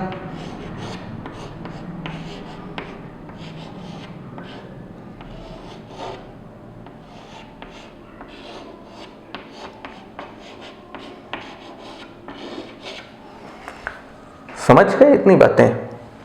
ये तो उपसमुच्चय की बात हो गई। अब देखते हैं उचित उपसमुच्चय क्या होता है। उचित उपसमुच्चय, उचित उपसमुच्चय वो होता है, मतलब ये अगर सेट ए है तो जो इसका उचित उपसमुच्चय बनेगा तो सेट ए में कम से कम एक एलिमेंट ऐसा जरूर हो जो उसके उचित उपसमुच्चय जो हो उसमें ना हो। अब जो ये वाला सेट है 1, 2, 3, इस सेट को सेट ए का उचित उपसमुच्चय नहीं कहा जा सकता है, क्योंकि इस सेट में कम से कम एक ऐसा एलिमेंट भी नहीं है जो सेट ए में ना हो, इसलिए इसको उपसमुच्चय तो कहेंगे मगर उचित उपसमुच्चय नहीं कहेंगे। बात समझ गए ना? इसको सेट ए का उचित उपसमुच्चय नहीं कहेंगे। बाकी जो हैं वो उपसमुच्चय भी हैं और उचित उपसमुच्चय भी हैं। 1, 2, 3 के लिए ये साइन तो लग जाएगा, क्योंकि 1, 2, 3 इसका उपसमुच्चय है। किसका? 1, 2, 3 जो सेट है। मगर 1, 2, 3 के लिए 1, 2, 3 के लिए ये वाला साइन नहीं लगाया जा सकता है। अगर किसी ने ये साइन 1, 2, 3 के लिए ये इन दोनों के बीच में लगा दिया, इसका तो मतलब है ये कहा जाए कि ये दोनों, ये जो है इसका उचित उपसमुच्चय, मगर उचित उपसमुच्चय थोड़ी ना है।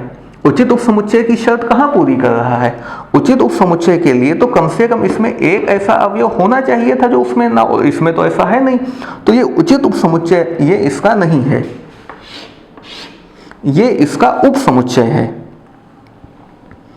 1, 2, 3 उपसमुच्चय है 1, 2, 3 के। आ गई बात समझ में कि उपसमुच्चय क्या होता है, उचित उपसमुच्चय क्या होता है? उचित उपसमुच्चय का मतलब ये है कि जो उपसमुच्चय है वो उपसमुच्चय अपने जिसका भी वो उपसमुच्चय उसके बराबर भी हो सकता है। ठीक है ना? जैसे ये देखो दोनों बराबर उपसमुच्चय हो सकते हैं, मगर उचित उपसमुच्चय हमेशा अपने जिस सेट का उपसमुच्चय है, उचित उपसमुच्चय है, उससे छोटा ही होगा। उचित उपसमुच्चय कभी अपने सेट का बराबर नहीं होगा। उचित उपसमुच्चय हमेशा छोटा ही होगा। छोटे वाले जितने उपसमुच्चय बन जाएं किसी सेट के, वो उसके उचित उपसमुच्चय हैं।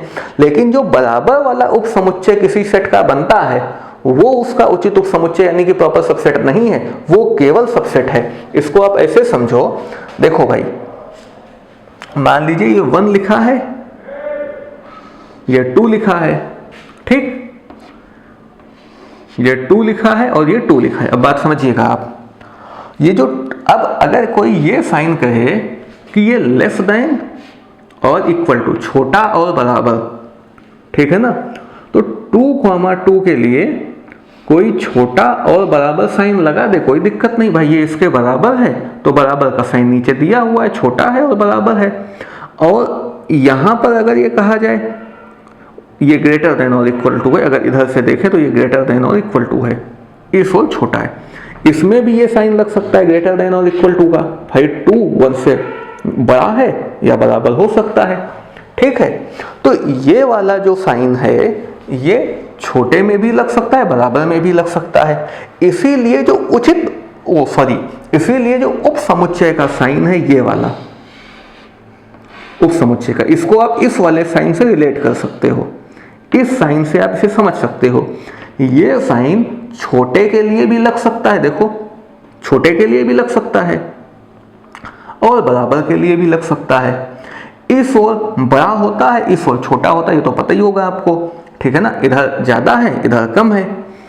इसी तरीके से जो ये वाला साइन है ये भी छोटे के लिए भी लग सकता है और बराबर के लिए भी लग सकता है। और आपको पता ही है कि उप समुच्चय किसी समुच्चय से छोटा भी हो सकता है और उप समुच्चय किसी समुच्चय के बराबर भी हो सकता है। तो ये वाला साइन तो छोटे के लिए भी यानी उचित उप समुच्चय के लिए भी चल जाएगा और नॉर्मल कोई उप समुच्चय है अगर कोई बराबर है उसके लिए भी चल जाएगा, क्योंकि यहाँ तो ये बराबर वाला साइन लगा है, ठीक। अब एक साइन होता है ये वाला, क्या आप 2 और 2 के बीच में ये वाला साइन लगा सकते हो? नहीं लगा सकते हो, गलत हो जाएगा। अगर ये वाला साइन लगेगा तो निश्चित रूप से इस ओर जो चीज होगी वो छोटी ही होगी, नोक की ओर जो चीज होगी वो छोटी ही होगी। ये वाला साइन केवल तब चलेगा जब ऐसे लिखा हो, ठीक, तब हम ये वाला साइन लगा सकते हैं, ये वाला, ठीक है ना। अब आप इस वाले साइन से जो है इससे ये वाला साइन रिलेट कीजिए। ये उचित उप समुच्चय का साइन है, ये केवल छोटे का साइन है। जो उचित उप समुच्चय का चिन्ह है, उचित उप समुच्चय छोटा भी हो सकता है और छोटा ही हो सकता है, ठीक है ना। उचित उप समुच्चय बराबर नहीं होगा और उचित उप समुच्चय में केवल ये चूल्हा बनेगा, नीचे जो बराबर का लगता है साइन वो नहीं लगेगा। जैसे कि जो छोटा लेस देन का हम साइन लगाते हैं उसमें केवल ये बनता है, नीचे वाली लाइन नहीं बनती है। आ गई ना बात समझ में। तो अगर कोई उप समुच्चय है तो उप समुच्चय के लिए नीचे हम ये लगा देंगे, ये चीज उप समुच्चय के लिए, इसको आप इससे रिलेट कीजिए, क्योंकि उप समुच्चय का अपने समुच्चय के बराबर भी उप समुच्चय हो सकता है तो एक बराबर का भी लग जाएगा। लेकिन अगर उचित उप समुच्चय है तो उचित उप समुच्चय हमेशा अपने समुच्चय से या जो सेट का वो उप समुच्चय होगा उससे उचित उप समुच्चय छोटा ही होगा। अब जब छोटा ही होगा निश्चित रूप से हमें पता है कि उसमें छोटे ही आने हैं, बराबर नहीं आएगा, तो हम उसमें छोटे वाले तो साइन लगा सकते हैं, ये वाला और ये वाला भी साइन लगा सकते हैं, ठीक है ना, ये भी लग सकता है, मगर केवल हम बराबर नहीं लगा सकते। भाई कोई चीज अगर किसी के छोटे है तो या तो केवल छोटे का साइन लगाओ या छोटे का और बराबर का साइन लगा दो, ठीक है ना। मगर केवल बराबर का साइन अगर लगेगा तब तो भाई दोनों चीजें बराबर होनी चाहिए तभी लगेगा। बात समझ में आ रही ना मैं क्या कह रहा हूं। इसीलिए भाई जो उचित उप समुच्चय है, जो उचित उप समुच्चय है वो हमेशा छोटा ही होगा। उचित उप समुच्चय छोटा ही होगा तो उचित उप समुच्चय के लिए ये साइन भी चलेगा और उचित उप समुच्चय के लिए ये साइन भी चल जाएगा, ठीक है ना। जैसे भाई ये है, ये हुआ, ये है, ये है, ये है, ये है, ये है और ये है, ये सारे मतलब ये और ये जिन पर मैंने टिक लगाया ये सब 1, 2, 3 के उचित उप समुच्चय हैं। तो उप समुच्चय तो है ही है, उचित उप समुच्चय तो आ ही रहा है उचित उप समुच्चय में। अब उप समुच्चय है तो भाई ये वाला भी साइन लग जाएगा और उचित उप समुच्चय भी है, तो ये वाला भी साइन लग जाएगा, ये वाला भी, ठीक है ना। तो ये साइन और ये साइन, ये वाला और ये उचित उप समुच्चय और उप समुच्चय दोनों के लिए लग सकता है। मगर एक जो उप समुच्चय ऐसा होता है जो उचित उप समुच्चय नहीं होता है, जो ये बराबर वाला होता है, ये उप समुच्चय तो होता है मगर उचित उप समुच्चय नहीं होता है। अब मुझे निश्चित रूप से पता है कि ये जो बराबर वाला है ये तो बराबर है, ठीक है ना, ये तो छोटा हो नहीं सकता है क्योंकि ये उचित उप समुच्चय नहीं है। अब चूंकि ये उचित उप समुच्चय नहीं है, ये केवल उप समुच्चय है, इसलिए यहां पर केवल यही वाला साइन यानी कि केवल यही वाला साइन अप्लाई होगा किसमें, जो एक ऐसा वो वाला सेट होगा जो उप समुच्चय तो हो मगर उचित उप समुच्चय ना हो, मतलब वो बराबर हो, ठीक है ना। बराबरी तो होगा भाई। बाकी जो उचित उप समुच्चय किसी सेट के बनेंगे वो उस सेट अपने सेट से छोटे होंगे, मगर एक उप समुच्चय ऐसा भी आएगा जो अपने समुच्चय के बराबर होगा। तो बराबर होगा इसलिए हमें नीचे ये बराबर वाला साइन लगाना होगा। समझ में आ रही ना बात। और जो चूंकि बराबर है तो उसके लिए हम बराबर वाले के लिए ये वाला साइन नहीं लगाएंगे। जैसे यहाँ पे हम बराबर के लिए ये वाला साइन नहीं लगाते भाई, बराबर के ये 2 और 2 बराबर तो ये साइन नहीं लगाते हैं। इसी तरीके से अगर 2 सेट बराबर हैं, अगर 2 सेट बराबर हैं तो फिर हम लोगों को, अगर 2 सेट बराबर हैं तो हम लोग वहां पर केवल बराबर नहीं लगा सकते हैं। ओ सॉरी, अगर 2 सेट बराबर हैं तो छोटा वाला साइन नहीं लगेगा। मतलब 2 और 2 बराबर हैं तो इसमें ये वाला साइन नहीं लगेगा। इसमें हमें नीचे एक बराबर का साइन देना होगा। आ गई बात समझ में। तो अगर इस चीज को समराइज किया जाए, हाँ, अगर इस चीज को समराइज किया जाए तो हम इस तरह से समझ सकते हैं कि भाई अपने पास अगर एक सेट है 1 2 3 तो इसके हम उप समुच्चय बनाएंगे। उन उप समुच्चय में एक उप समुच्चय ऐसा भी बनेगा जो इस सेट के बराबर होगा। तो जो उप समुच्चय इस सेट के बराबर होगा उसके अलावा बाकी जितने उप समुच्चय हैं वो इस सेट के उचित उप समुच्चय भी हैं।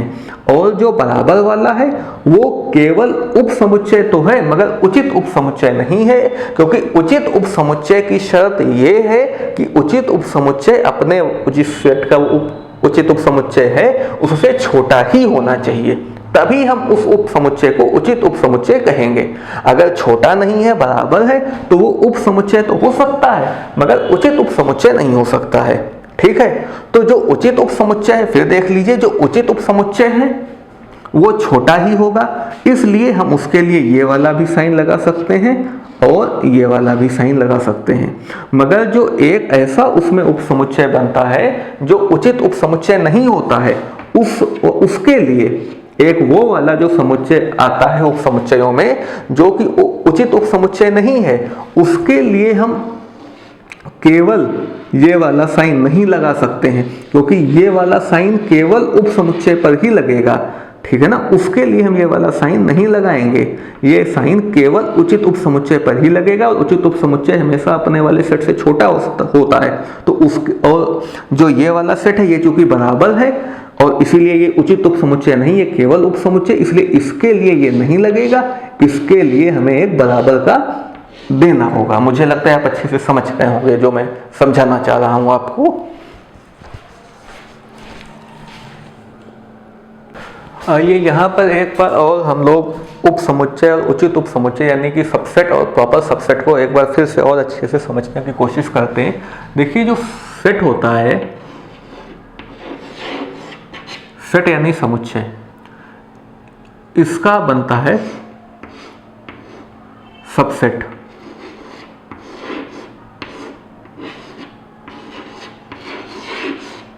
सेट को हिंदी में कहते हैं समुच्चय।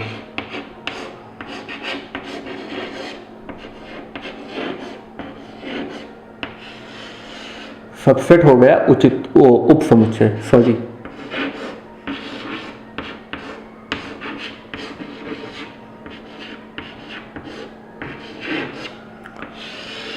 ठीक, अब ये जो उप समुच्चय बना ये बनता है 2 तरह का।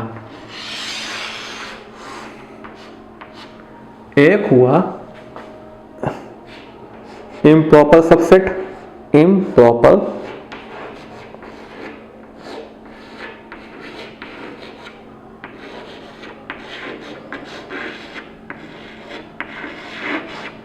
और दूसरा होता है प्रॉपर सबसेट।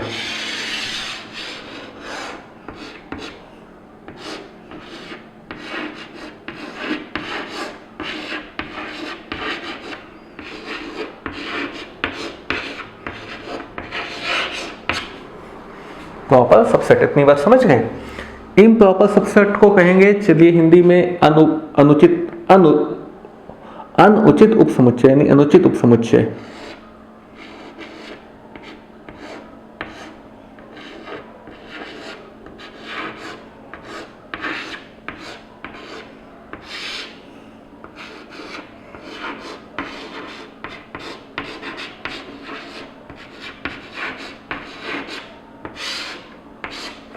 और प्रॉपर सबसेट को कहेंगे उचित उपसमुच्चय।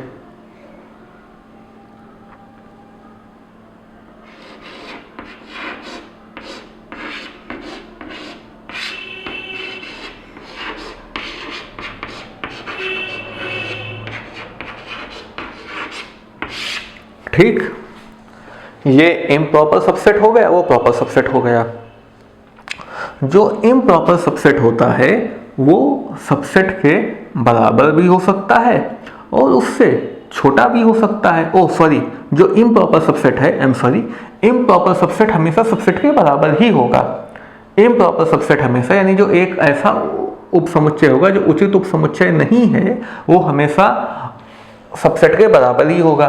और जो उचित उपसमुच्चय है वो हमेशा जो है उपसमुच्चय से छोटा ही होगा। एग्जाम्पल समझिए, मान लीजिए जैसे ही अपना जो सेट था, जो अपना ये सेट है, इसको समझ लो जो अपना एग्जाम्पल था उससे, कि ये है 1, 2, 3।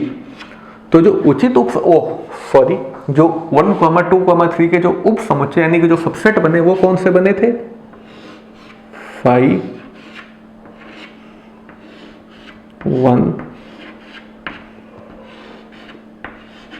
2, 3, 4, 4 नहीं, 1, 2, 1, 3,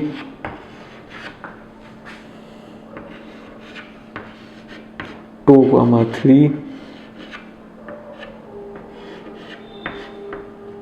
1, 2, 3। ठीक, ये अपना सेट है, ये उसके सबसेट लिखे हुए हैं। अब अनुचित उपसमुच्चय यानी कि इम्प्रॉपर सबसेट क्या होता है वो बाद में देखेंगे, पहले प्रॉपर सबसेट देख लीजिए।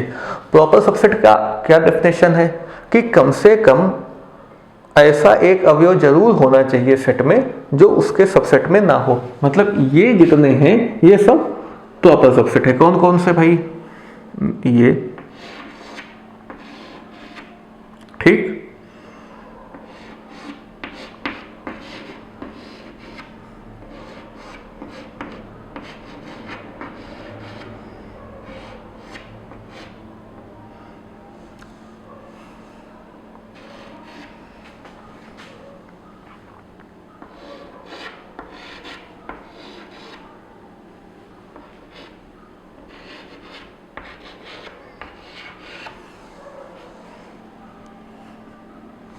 ठीक, 2, 3, 4, 5, 6 एक और होगा वो, 1, 2, 3, 4, 5, 6, 1, 2, 1, अच्छा 2, 3।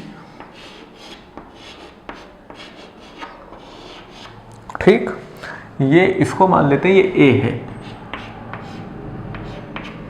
ये जो सबसेट लिखे हुए हैं इस सेट के सारे सबसेट ये बने ना, उन सबसेट्स में कुछ सबसेट यहाँ पे लिख दिए गए और जो एक सबसेट यहाँ पे नहीं लिखा वो यहाँ लिख दिया।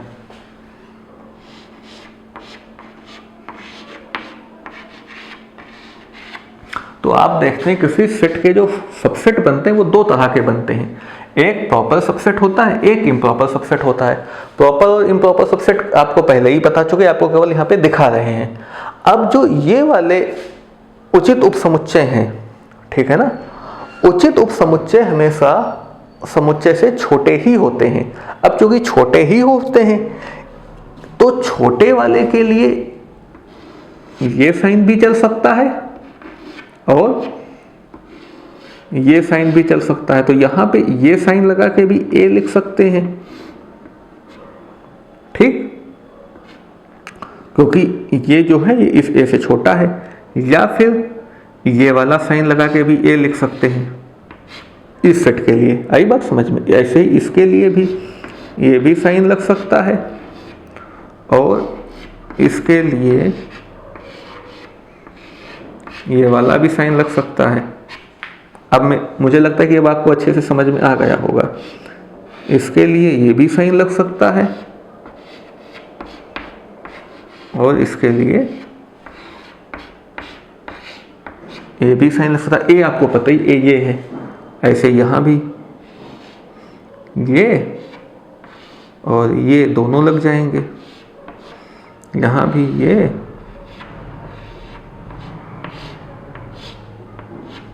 दोनों लग गए, यहाँ भी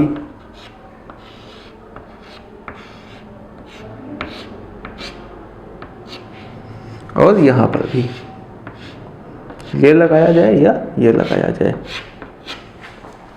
मतलब जो उचित उपसमुच्चय हैं वो उचित उपसमुच्चय एक प्रकार के उपसमुच्चय ही हैं, तो उनमें चाहे हम ये वाला साइन लगाएं, ये लगाएं, ये लगाएं, ये लगाएं या ये लगाएं, क्योंकि उचित उपसमुच्चय अपने समुच्चय से छोटे होते हैं। तो छोटे अगर कोई चीज मान लो 1 लिखा हुआ है, ये 4 लिखा हुआ है, ये इससे छोटा है, तो छोटे के लिए चाहे ये लगाया जाए और चाहे छोटे के लिए जो है ये बराबर करके लगाया जाए, दोनों सही है। इसी तरह से इसके लिए चाहे केवल ऐसे कर दे या ऐसे करने के साथ ऐसे कर दे, दोनों सही। तो ये उचित उपसमुच्चय यानी कि प्रॉपर सबसेट है। यहाँ पर क्या है, यहाँ मुझे केवल ये वाला साइन ही लगाना होगा, केवल ये वाला साइन ही लगाना होगा जिसमें नीचे बराबर वाला लाइन बनी हो, तभी हम इसके साथ लिख सकते हैं ए। ये एक बात है, अगर आप वहां नहीं समझ पाए तो शायद आप यहाँ पे पूरी बात समझ लेंगे। आई ना बात समझ में? यहाँ ये करना होगा। अब इसके यहाँ पर आप ऐसे समझो, मान लो 2 लिखा है और 2 लिखा है और मुझे इन साइन का यूज करना है, तो मुझे केवल ये वाला साइन ही यूज करना होगा। 2, के लिए केवल ये साइन नहीं यूज किया जा सकता है। इसी तरह से अगर 1, 2, 3 लिखा हुआ है, उसके लिए केवल ये वाला साइन यूज करा जाएगा तो ये गलत हो जाएगा। आई बात समझ में? ये कहना चाह रहा हूं मैं। बस इतनी सी बात है। मुझे लगता है कि आपको बहुत अच्छे से समझ में आ गया होगा कि सेट, उसके बाद उसके सेट के उपसमुच्चय क्या होते हैं और उपसमुच्चय में उचित उपसमुच्चय कौन होते हैं, अनुचित उपसमुच्चय कौन होते हैं, उचित उपसमुच्चय के लिए क्या साइन लगेगा, अनुचित उपसमुच्चय के लिए क्या साइन लगेगा। यह भी जान लीजिए कि अगर सेट में n एलिमेंट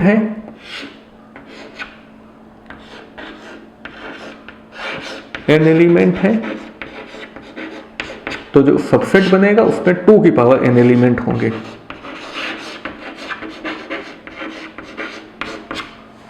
अपना जो हम लोगों ने जो केस लिया है उसमें 3 एलिमेंट है सेट में, इसलिए जो इसका सबसेट बना है उसमें 2 की पावर 3 एलिमेंट यानी कि 2 की power 3 is equal to 8 element है। मुझे लगता है आपको बहुत अच्छे से ये चीजें समझ में आ गई होंगी। देख लीजिए और नोट कर लीजिए।